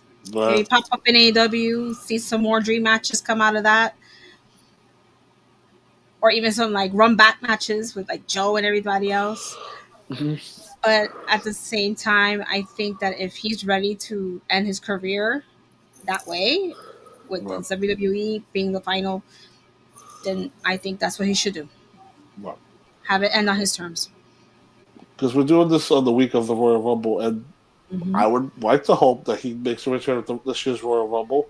I don't think he is. Because when you look at WWE, healed. Because when you look at WWE, the landscape of it now, like the matches alone, still like there's a lot of young guys you want to see him in the ring with. I mean, him against Ilya Dragunov, him against Braun Breaker. I know you don't like this guy, but AJ Styles and CM Punk, like one last time, like it's in WWE, like because I don't know how his relationship with Punk is, but they don't like each other. Do they really? They don't. At least he doesn't like Punk. Oh. Yeah, but I mean, Rollins hates his guts, but he works with them still. Right, and we know that AJ's a professional, and he would still work with him, even though he's very blunt about his feelings about him. But you would like to see AJ go off on a high and not on a low. Exactly, not like how they did him in TNA. I mean, hell, you would like to see him kick Logan Paul's ass for his final match, or maybe. Yeah, why not? I mean, my concern, honestly, is this injury that he just recently got. Yeah. It just seems like, I think he tweeted out a couple of weeks ago that it's been, it's not healing. Right. And that worries. Because it's an ankle injury, right? It's like his foot. And it's one of those injuries that can make or break a career. Right. And at his age, it's a little concerning that he may not be able to come back from this. And that saddens me because that's not going out on your own terms. You know what I'm saying? Right.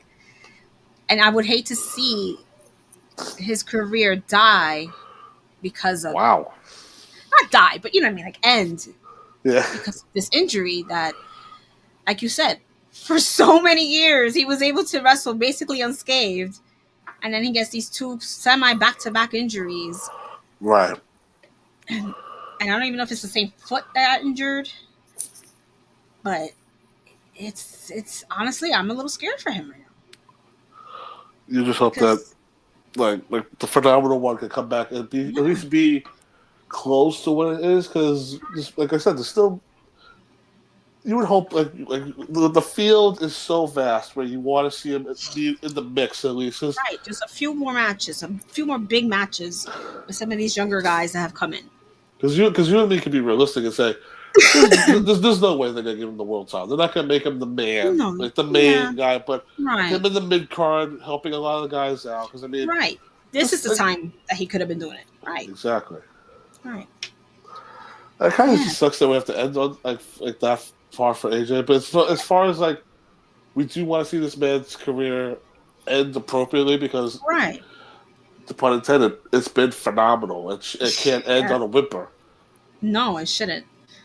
And I'm hoping that he's going to make the bounce back, and we'll see him some point this year. I don't think he'll be at the Rumble, but at the very least, maybe late spring. I don't know how long the injury was supposed to be, more or less. Again, being hopeful, maybe a return after Mania, because give him his own music back, damn it. No, because nobody's gonna pop for that new song. Hell no, that was garbage. I was legit mad when he came out. I'm like, what?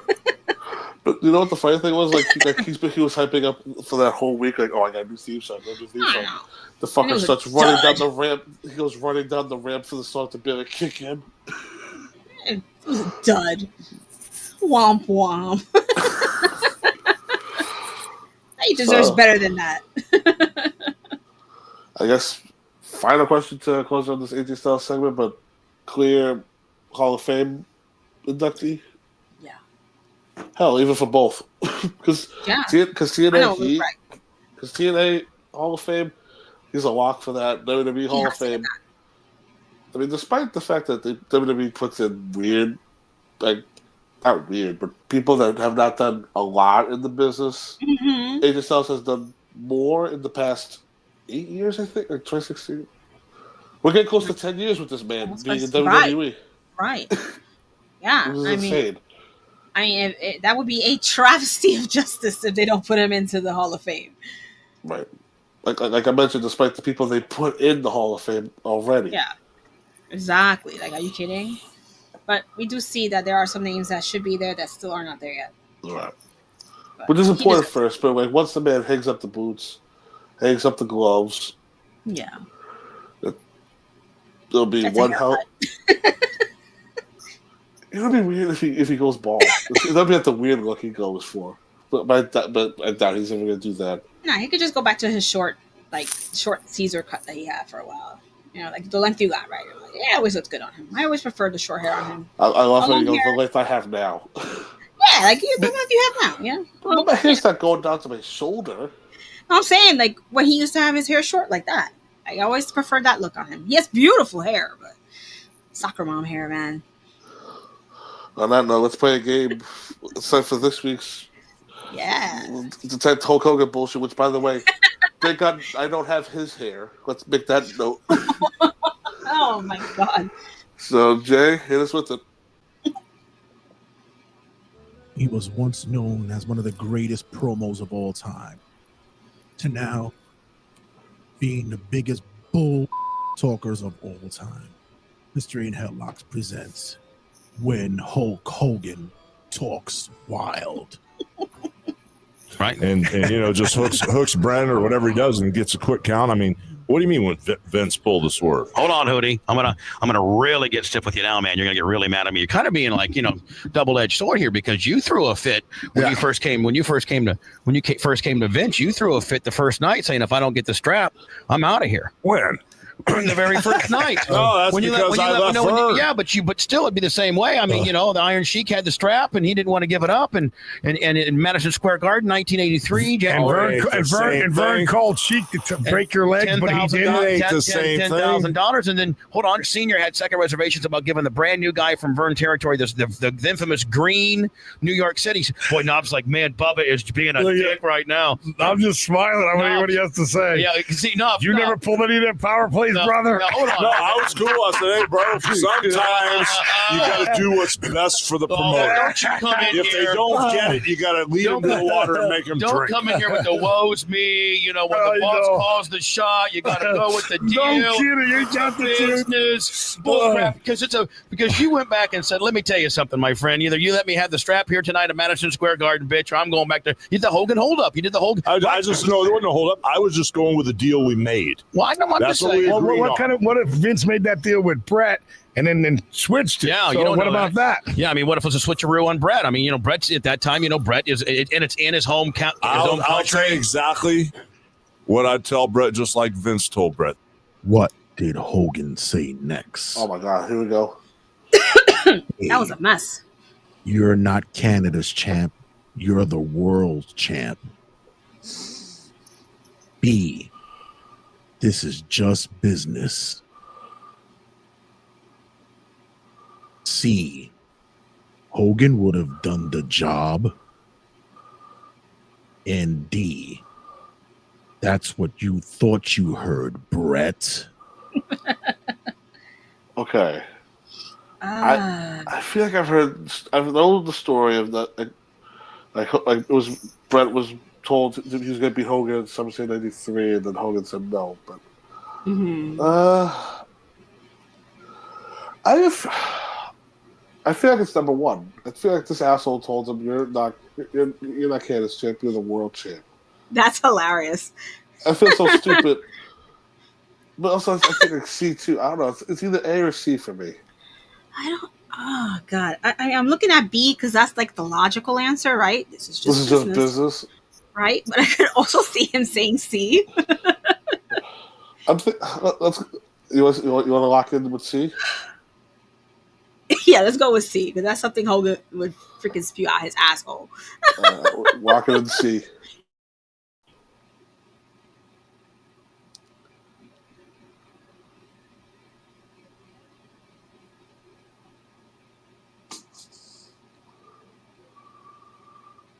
The whole I just know it wasn't a hold up. I was just going with the deal we made. Well, I know that's what we agreed on. What if Vince made that deal with Brett and then switched it? Yeah, so you don't what know about that? Yeah, I mean, what if it was a switcheroo on Brett? I mean, Brett at that time, Brett is, and it's in his home country. I'll say exactly what I tell Brett, just like Vince told Brett. That's what you thought you heard, Brett. Oh, it was D.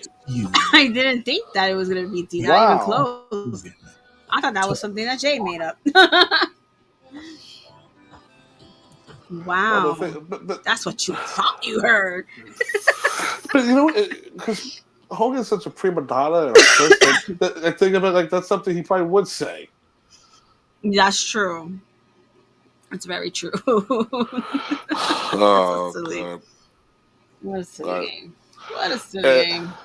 Now, to wrap up this week's episode, it's time for This Week in Wrestling History. Yes. Let me where are you? Here we go. Here you are. All right. Jesus, this is a long one. I'm just all the way up. All right. That's what she said. In wrestling history. Mike. I had to at least once. Come on. I know. Oh, Ariana, look at the first one. The Cubs back. Oh, yeah. Oh, look at that. He's sticking around. Yeah, Week in Wrestling. This week in wrestling, January 23rd, 1984, Hulkamania was born as Hulk Hogan defeated the Iron Sheik in Madison Square Garden to win his first WWF championship. He would hold the belt for over 4 years. I'm a proud American, but I would have been happy to have Iron Sheik last longer as a champion. Oh, my God. Well, 4 years. Yeah. I mean, yeah. I mean, let's be real here, too. As much as MMA Clown's so going to booze him down these days, he did transcend wrestling. He did. He did. Yeah. We cannot deny that. Santa with muscles did everything. Can't deny that. Next up, this week, in 2003, the final of Tough Enough 3 is aired with Matt Capitelli and John Hennigan being declared the winners. Yeah, what's funny? Like, I was looking at this list the other day when Jason was originally, and I was like, man, Matt Capitelli. I'm like, I forgot what Tim looked like. I looked him up, and I'm like, oh yeah, I remember him now. And then I saw he died. Yeah. I was like, shit, he had cancer. Yeah, I remember reading about that where like he fought it off and then it came back, I think. Yeah, and then he decided not to fight anymore. Yeah. And then hold on a second, Ariana, you're clipping. Can you go out and come back in? Yeah, sure.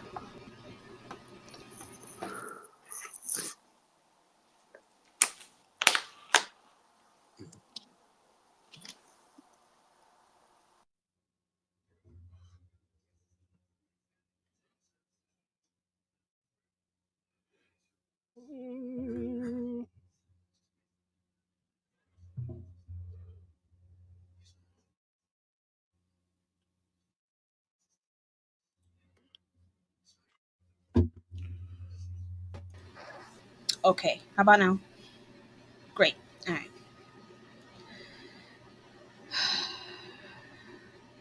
So yeah, Oh, Mike, we can't hear you. No. Oh, my bad, because I muted myself. Okay. Muted myself because I coughed before, but Gotcha. yeah. So I did watch Stuff Enough 3 live, because I probably knew it as a kid, but Mm-hmm. because this was also the season where Hardcore Holly roughed his kid up. Right. And like, from Hardcore Holly's book, he said he doesn't regret it. He said that he was trying to teach him to be a man. Mm-hmm. It was like, Mm-hmm. no, you just being an asshole. That was bully. hard. Yeah. Right. But, I mean, that John Hennigan guy, he's doing something for himself these days. Yeah, he's there doing his Johnny TV, Johnny Rampage, Johnny Collision, Johnny married to a hottie. Not for nothing. When John Morrison, Johnny Nitro, when his career is over, you can look at his Wikipedia and just see all the ring names that this dude had over the years. It's gonna span a whole screen. It's gonna be one of those like fancy like trivia games. Like what last name does this man not have? Exactly. Which one's the real last name and which one's the fake one? I mean, my God. I mean, great to him. I mean, like, when you go to different promotions, you have to have you're not trademarking your name. I think it's pretty brilliant that wherever he went, he changed his name. Yeah. To fit that promotion. Right. This week in wrestling history, on January 24th, 1988, WWE's first ever Royal Rumble match took place on a special event on the USA Network. The match featured only 20 men and was won by Hacksaw Jim Duggan after he eliminated one man gang. Right. Yeah, we discussed that on our previous episode, that it was like a special, but before that, they actually did a couple of trial runs on house shows in 1987. Right. Before they made it the pay-per-view in 1989. Which, you go back on the channel and watch the episode for yourself. Yeah. And you can also hear our friend Ben Falbo give a crazy Mance Warner impression. Baby Mance. Oh, my God. 1999. January 24th, 1999, WWE's Royal Rumble No Chance in Hell pay-per-view went down at the Arrowhead Pond in Anaheim, California. In the Royal Rumble match itself, Vince McMahon was declared the victor. He entered the match in the second spot with his nemesis Stone Cold Steve Austin entering first. Both men spent the majority of the match away from the ring but ended up as the final two. With The Rock's help, McMahon eliminated Austin and became the first man to win the Rumble after eliminating only one other competitor. Earlier on in the card, The Rock won back the WWF Championship for Mankind in a brutal I Quit match. To say The Rock was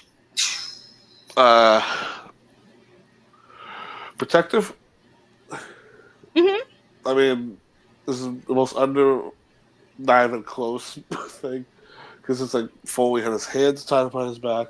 Mind you, his wife and children in the front row. Bawling their eyes out. Daddy's having fun, kids. Bang, bang, bang. Traumatized. They must have been looking at The Rock like, you monster! And the story goes to, apparently afterwards, The Rock did apologize. He did go up to him afterwards. He did. He tried to console them. There was a clip of it in the the documentary, the wrestling documentary. Wrestling Shadows? No, Wrestling not with that Shadows? one. No, not Wrestling with Shadows. Was it Wrestling with Shadows? I think it's Wrestling with Shadows. Yeah, I think it was Wrestling with Shadows. Because they had the Brett stuff in there too. Right. Yes. Yeah. And then you could see him like approach the kids, but you could see he's kind of like. I don't think The Rock did. I think Foley consoled his kids. No, The Rock did too. The Rock did too. I don't know. I remember hearing a story Beyond the Mat. Beyond the Mat. That's what it was. Yeah. Wrestling with Shadows is the Brett one. Right. Okay. But no, the Rock did go up to them. He was trying to appease them. Yeah, I remember that. He did. I'm not that. Okay. He did. Because I remember the story where Foley said swing a couple times, maybe it said 3, but it turned out to be 12. Yeah, because you can see Mick Foley's holding a towel to his head all bloody, and The Rock's kind of trying, and the kids are just especially his daughter, she's just crying her little eyes out at the time, and they don't know any better. It's like I said, they were babies. Like some wrestlers usually think, like when Tommy Jr. used for Raven, he's like, me and Uncle Scotty are having fun. Right. Yeah, when I go kind of stab you in the head with a fork. Yeah, fun. Exactly. Because that's what you do with your favorite uncles. When you're that little, you're impressionable, and you see this happen. You're thinking, "Oh my God, Daddy's dead." Stop it. Daddy's not gonna remember me.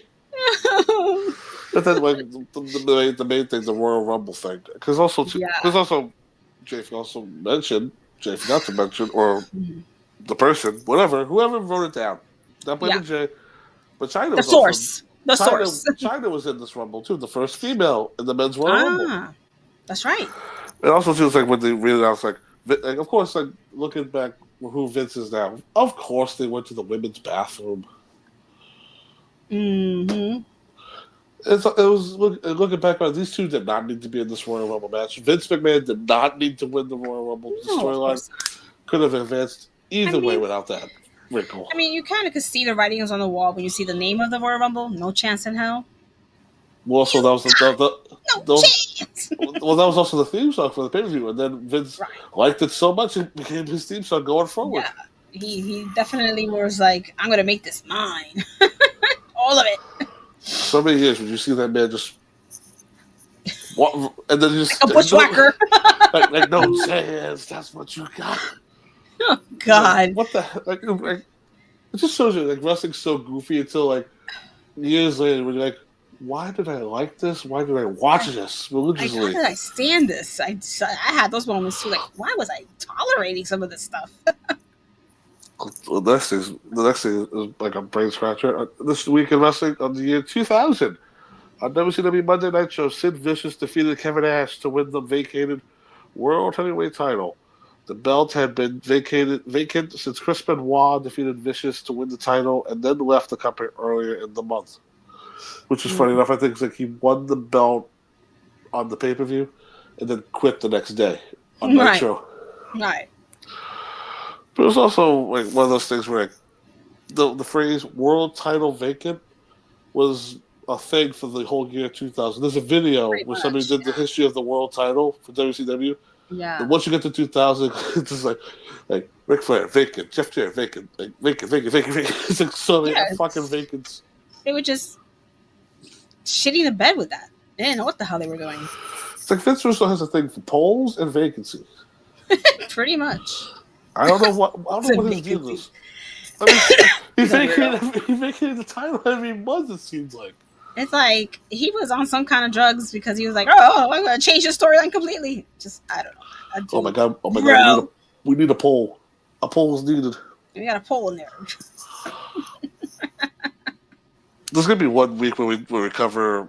What's gonna be this week in wrestling history? The first ever pole match happened. It was like once they did like the pinata on a pole, Viagra on a pole. You're like Jesus Christ. But next up, funny enough, the next thing we just talked about in the year this week in wrestling history, 2016, WWE Royal Rumble 2016 took place at the Amway Center in Orlando, Florida. The Rumble match itself was one of the most eventful in WWE history. Roman Reigns was forced to defend the title in the Rumble match itself. First time in history this happened. Early in the match, at the number 3 slot, AJ Styles made his WWE debut. In the end, mystery entrant Triple H ended the match in the final spot and won the WWE title, where earlier in the night, Kalisto became the United States champion with a victory over Alberto Del Dipshit. Kalisto. Yeah, those were those. He worked under another name too, right? Samurai del Sol.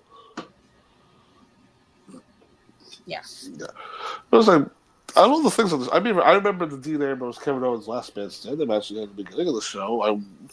But also too, like that was one thing I forgot wanted to think about until the time. AJ Styles was like a couple entry spots away from being in the same ring with Triple H. Right.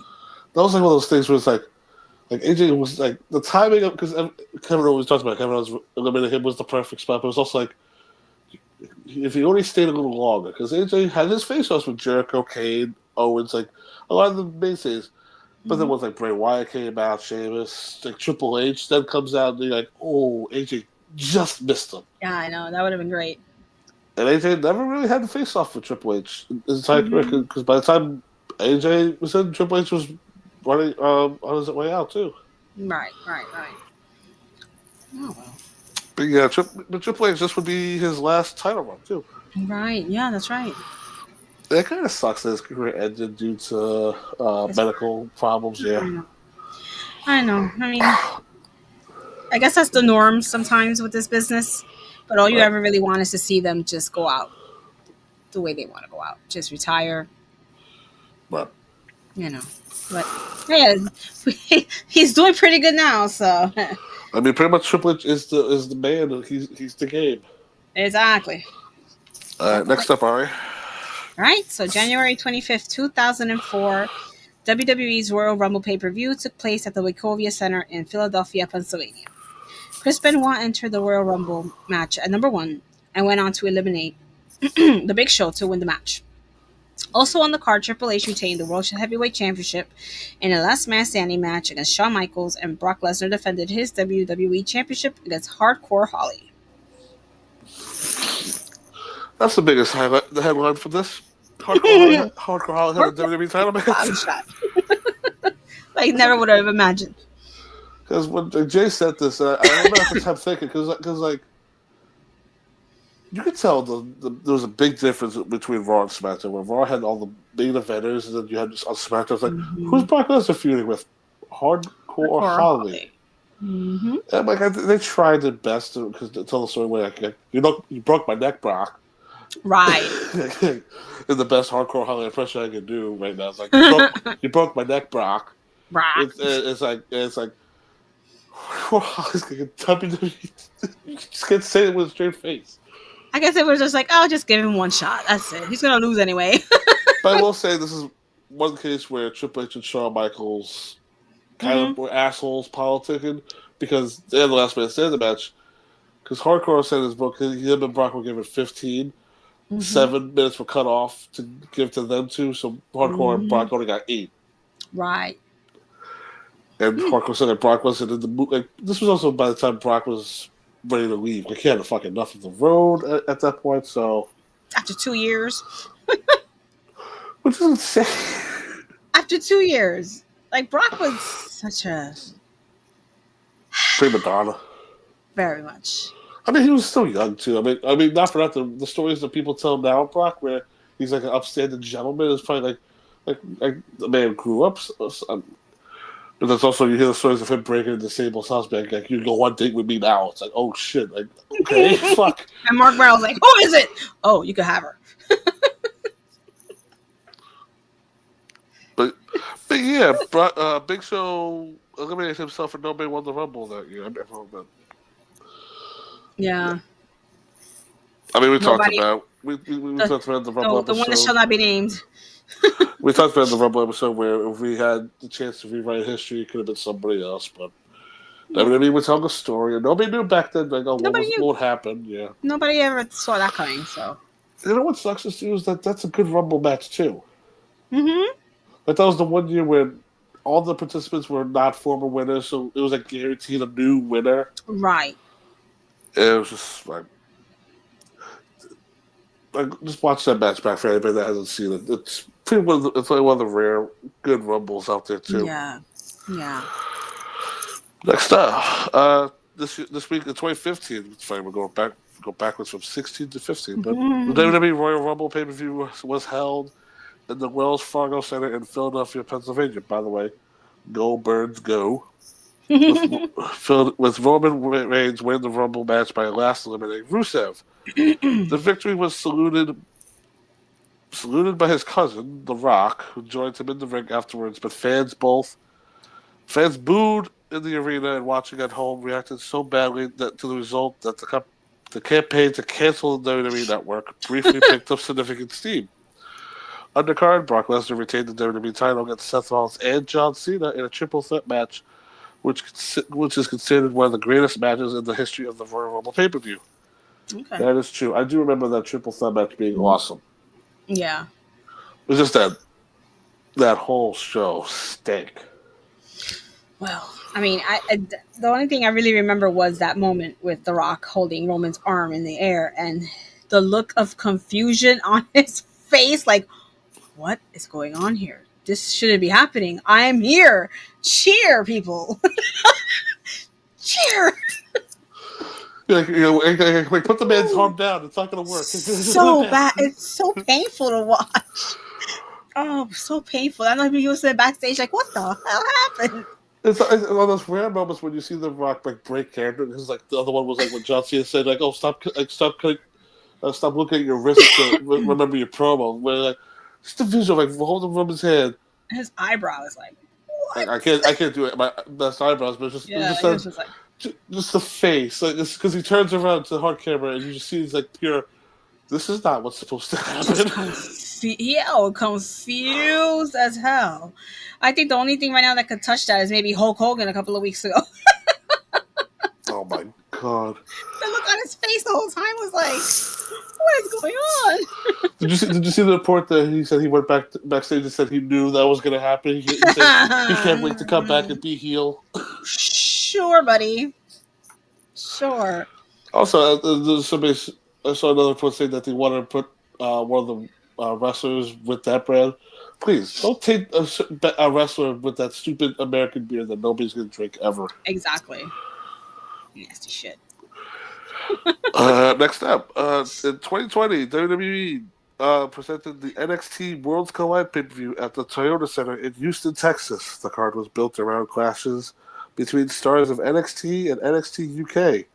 In the main event, Imperium, Walter, Alexander Wolf, Fabian Eichner, and Marcel Barthel defeated the Undisputed Era, Adam Cole, Kyle Riley, Bobby Fish, and Roderick Strong. One title changed hands when NXT UK star Jordan Devlin, aka who's known as JD McDonough now, won the NXT Cruiserweight title in a fatal four-way against Angel Garza, Travis Banks, and Isaiah Swerve Scott. Swerve. Yeah, that was a mouthful, but a lot of those names are not the same names they are today. A lot of those names aren't, that's for sure. Like Fabian Eichner. That's not Fabian Eichner. It's Giovanni Vinci. And then you have Marcel Bartel as Ludwig Kaiser. Ludwig Kaiser. The way Smith Irvin, give her credit, she tried differently. But when she made it sound like so like sexual, it's like Ludwig Kaiser. Like, when she did that the first time, I'm like, why is her voice going so high? It's so weird. And then you see like Ludwig like comes down the ramp, he's like licking his licking himself. Like, what the hell are you doing? Like, what the hell? Weirdo. He's a weirdo.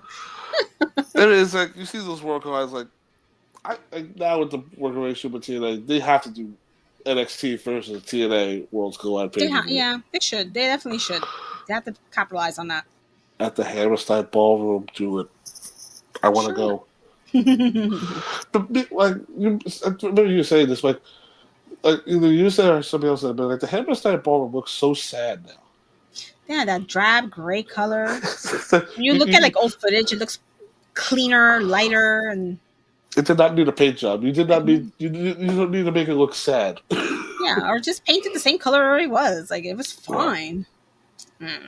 Just like when you think gray, like no. To me, it was like what, yellow before? It was like a beigey, bright beigey, yellowish color, but it was nice and warm. You know. You know what the problem was? Because probably somebody said, "Oh, it looks like piss." It faded out. Well, we painted the same color to freshen it up. Yeah. Yeah. Oh my god, this one. This week in wrestling history in 2021. It's so crazy. It's like only 4 years ago. Right. On an episode of Monday Night Raw, Randy Orton got revenge from Alexa Bliss throwing a fireball into his face when he appeared during her match with Asuka and hit her with the RKO. Okay? As we're talking about this, please pull up the picture of what he looked like. Please. Because when you look back at the pandemic era of wrestling, they tried a lot of things. This was one of those weird things they did. Randy Orton, Hall of Famer, has like this weird protective face cover thing. Right. Because he got hit in the face with a fireball. Right. This is why people don't like magic in wrestling. You get stupid outcomes like this. Yeah. It's like, come on, you're going to throw a fireball in someone's face? And meanwhile, it's like... because once he pulls it up, like because he has the burn marks on his face, but then the next week he comes back normal. You're right. Nothing happened. Like, what is this? I mean, it's one of those rare. It's one of those rare times too when Randy Orton is giving a woman an RKO too. Right. During that era of, like I said, well, like, screw it. Let's just take a chance and see if we can get away with it again. you know, the Vince or somebody or representative will tell you and say, "Oh, she's a demon. It's acceptable." Right. Oh, yeah, she's possessed. Don't worry about it. I mean, with recent reports of Alexa Bliss trying to negotiate a new deal, now they're taking away all her creative. Yeah. I mean, it's kind of somebody said on Twitter where it's like WWE really is not in a position to need her right now because they have women on the roster. Very true. It just feels like Alexa would be lost in the mix. Yeah, I will say, like, she's gotten a little forgotten. Right. You know, her name popped up when YS6 came along again. Right. Oh, Alexa. And then it kind of just stopped talking about her altogether. You know? Because I remember you and me talking about, like, like they moved the YS6 over to SmackDown. And I was thinking, maybe with Braun going over, Alexa goes over there too. Right. And then had the reaction, like, and it's like, I don't blame you. Because also, too, it's like, we're going to go back to the old stuff again. Like, we're not going to try anything new. Right. She could have a nice, fresh take to her career, coming back after 2 years, having the baby, having skin cancer, and just give her something fresh to work with. Right. And she seems to she got her foot in the door in Hollywood. I mean, she's doing voiceover stuff, which is pretty cool. Right. I mean, Big E was announced he's doing Spider-Man. Really? Voiceover for a Spider-Man cartoon, I think. Yeah, and he's on something on Peacock, some TV show. Right. He was briefly on one of the episodes. And this comment's going to upset the Bella Army, but apparently Nikki Bella can make her way back and Alexa Bliss can. The fuck? She needs to pay her divorce bill. Her legal fees. The sad thing is, I thought the exact same thing. It's like, it's like you're not married anymore, so let's go back to your trying. What's the thing you know how to do? She got that big old bill to pay. That lawyer fee. It's a lot of money. Mm-hmm.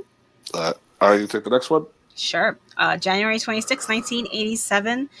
At a WWF Superstars taping in Tampa, Florida, the Hart Foundation, Bret Hart and Jim Neidhart, defeated the British Bulldogs, Davey Boy Smith and the Dynamite Kid, to win the WWF Tag Team Championships with assistance from their manager, Jimmy Hart, and crooked referee, Danny Davis. At these same tapings, the Piper's Pit segments between Hulk Hogan and Andre the Giant to set up the WrestleMania 3 main event were filmed.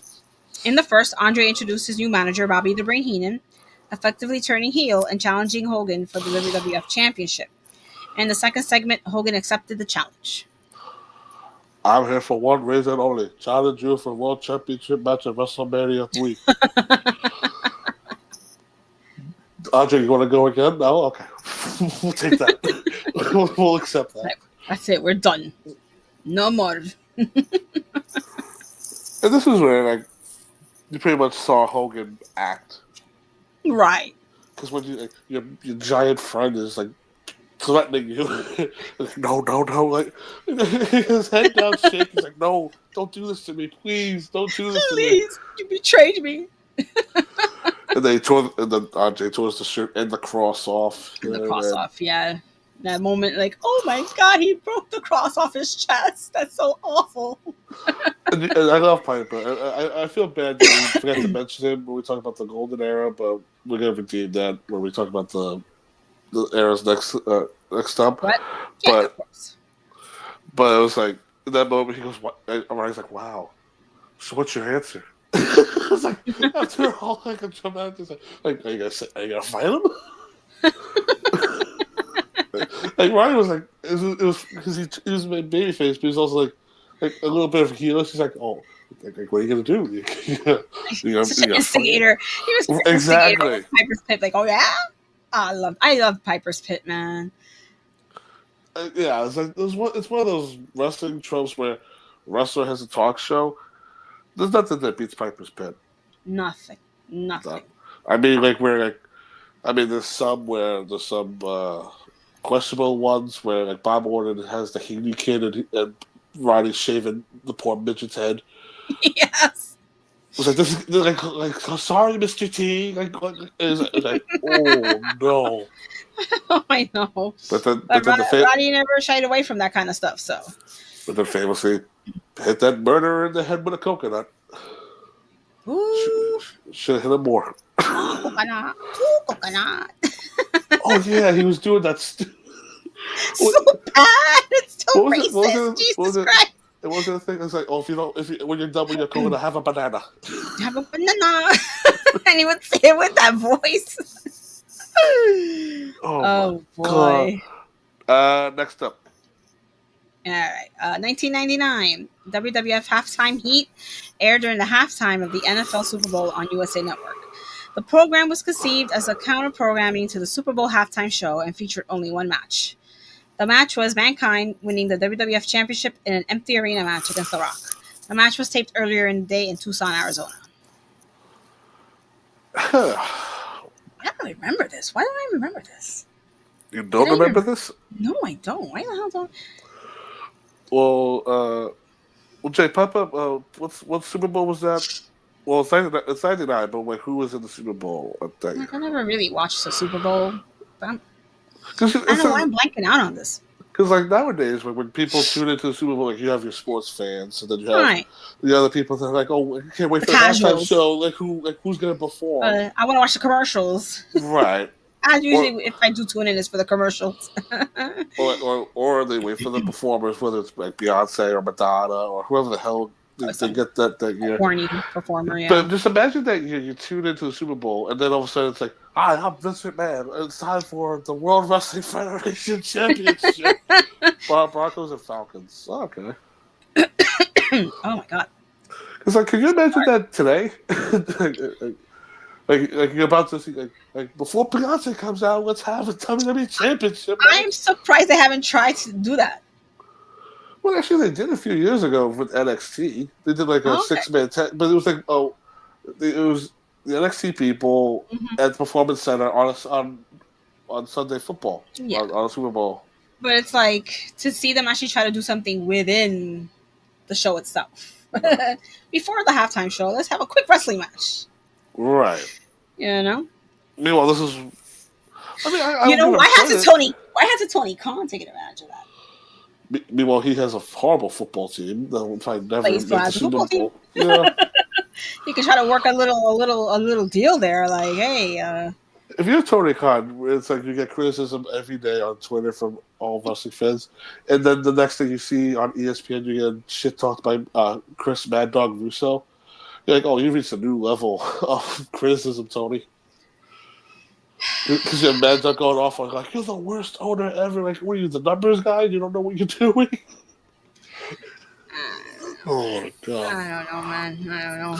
That was a surreal thing too, because like ESPN's very friendly with WWE, and then like they unknowingly bash Tony Khan because like they probably don't care about AEW, but they probably don't even realize it. Yeah, they're just so focused on the NFL aspect of Tony Khan. Yeah.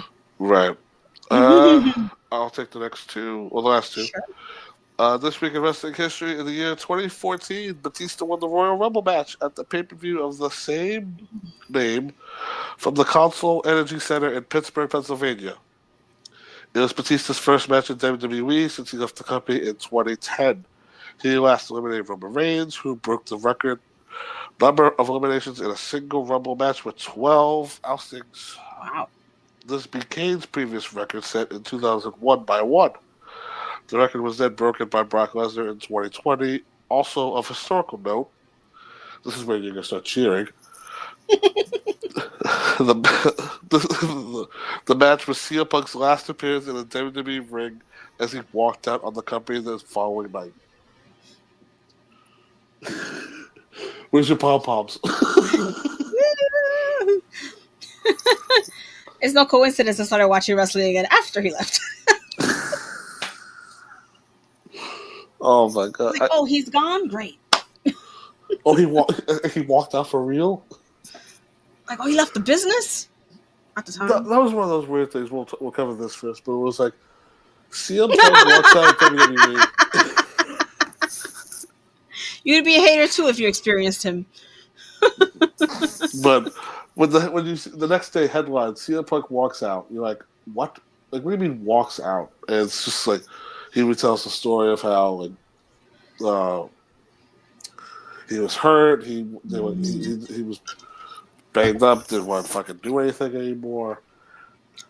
And it was just like, I mean, back then, like I was a CM Punk fan for up to that point, but then it was just like one of those weird things where like afterwards, like how much of a ripple effect it occurred because he walked out. Daniel Bryan's now in the main event of WrestleMania, getting his moment, and then it was just exactly. But it was just like for them for so many goddamn years. CM Punk, CM Punk, CM Punk. It was like the most annoying chant. Pathetic. For some years, it was more annoying than the what. It was like, of course. It was like, stop saying this man's name. Because he'd be like, he'd do anything. He's like, I'm never, ever coming back. Right. And then like money talks, and of course, and he came back to wrestling. But you know what? It's good for the world of wrestling where he is back, despite because there's people like you that don't like him, and then you have your diehard CM Punk fans that will literally give up a kidney. It's very black and white with him. No gray area. God forbid anything happens to this dog Larry, they will go and buy him a new puppy. Oh Lord, they'll hold a day of mourning for Larry. The procession runners will be fucking down the block just to give their condolences. To see his little gremlin dog. And then like you have Batista win the Royal Rumble, which going back and hearing about how he was pretty much poor. He didn't have any money, and then he had to come back to wrestling, which is the sad thing. Where it's like when you think like, oh, all these wrestlers make all this money, they're set for life. No. Batista, by 2014, 4 years after he left, he had nothing, and he had to go back. And he had to go back to wrestling. Exactly. Now look at him. I mean, also too is like he started late. So by 2014, he was like 50, close to 50. Close to 50 already, right? And he looked somewhat like the Animal. I mean, facially, I think he's done a lot of facial work over the years. Those lip fillers, man. Those lip fillers are crazy. But it was like, aside from, because around that time was when it was announced, oh, he's coming back. Again, I was a Batista fan. I was like, oh, this is interesting. Right. But like you said before, the timing of it, where it's Batista and Daniel Bryan. Yeah.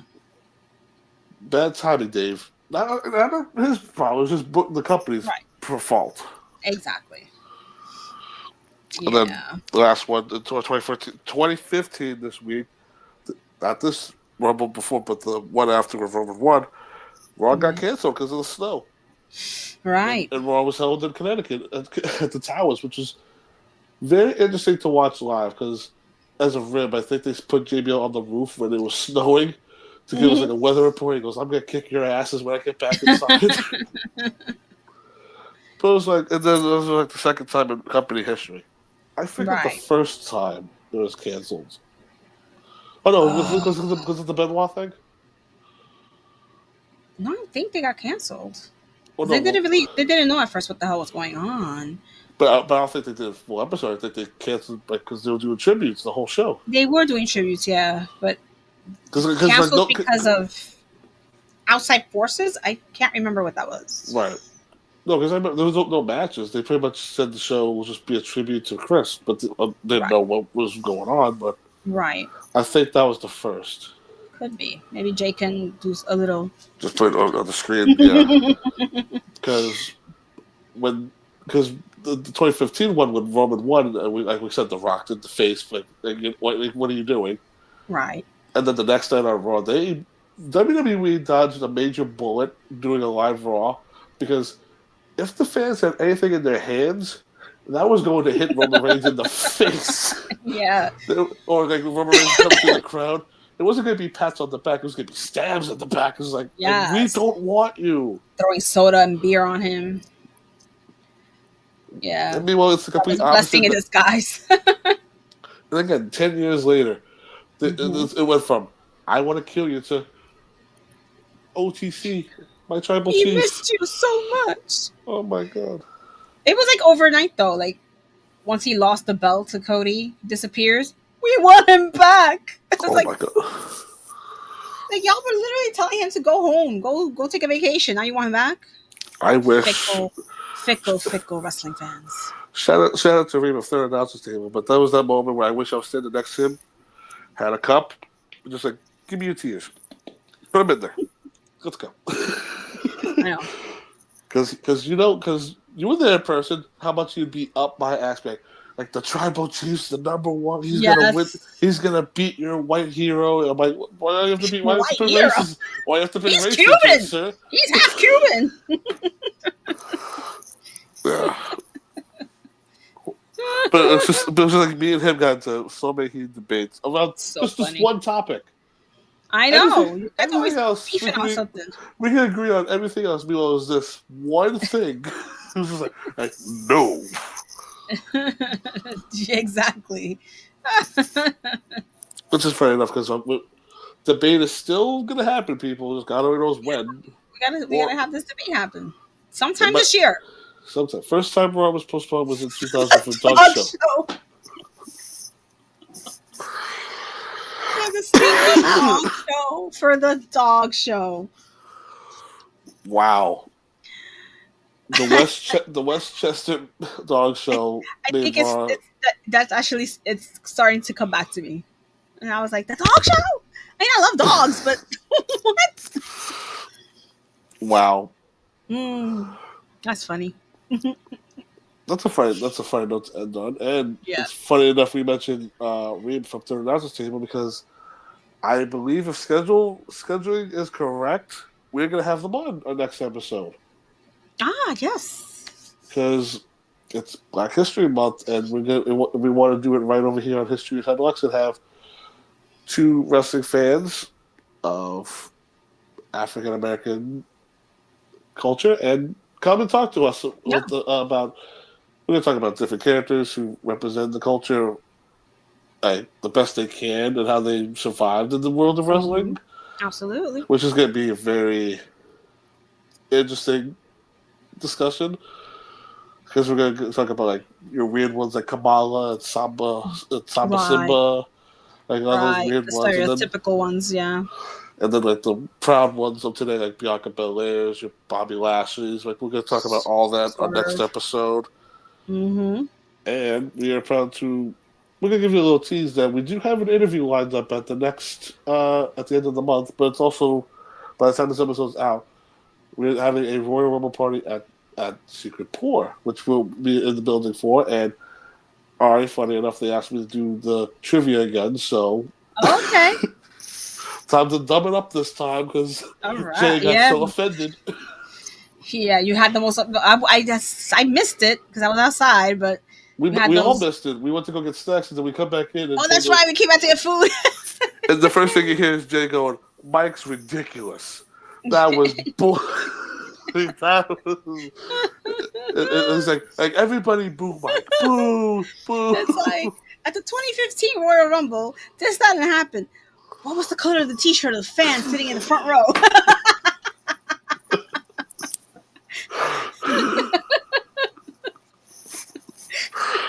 What? And I said it last year. I said it last year and said this. She was like, "You want to run your own viewing party? Good. Be prepared, buddy." But I'll do the trivia again if they well they already asked me, but I'll come up with easy questions. But keep it basic. So we're having a public outing. By the time people see this episode, that's where we will be with their announce table. Yeah. But more importantly for that, like we said, next episode we're going to be with their announce table. At the end of the month, we're going to have a special interview lined up, which we will reveal next episode. Mm-hmm. We'll keep that on the back burner for everybody. But because we said we would do the interviews, we have one lined up. Yeah. We're bringing some fresh faces as much as you can. Yeah. Where said person will come in for the episode to talk about the topic we're going to talk about. And then we're also going to have a special one-on-one with them to talk about their life. Yeah. And their career. Yeah. So a lot of things happening this month for History of Headlocks, New York Wrestling Media, like, and subscribe as always for more content like us. For Third Announcer Table, my God, I have a drinking contest every time I say that. Under the ring apron, I believe, as well. We just had Jay sat down with our good buddy Angel, referee Angel. Really great interview. A lot of great stuff on this channel. Yeah, you guys got to tune in. Watch Jay get knocked out in video games, for the love of God. which is another cool thing you can see. Video games, everything, wrestling, all here. Yeah. And as far as you can follow us, our handles are on the screen for everybody to see. Turnbuckle Tabloid on Instagram at Turnbuckle Tab. Blue Sky as well. We're on that as well. Just look up Turnbuckle Tabloid and you should find us. Facebook group, if you want to join, that's up to you. And all. Thank you all for watching. Please like, comment, and subscribe. Yes. And all right, are you ready to fly? Ready to fly. Ready to fly on out of here? Ready to fly out of here. Let's go. Try to look into AJ Styles' TNA song. Get ready to fly, but didn't get it. I'm sorry. You know how long ago that was? Come on, man. On that note, see you, everybody.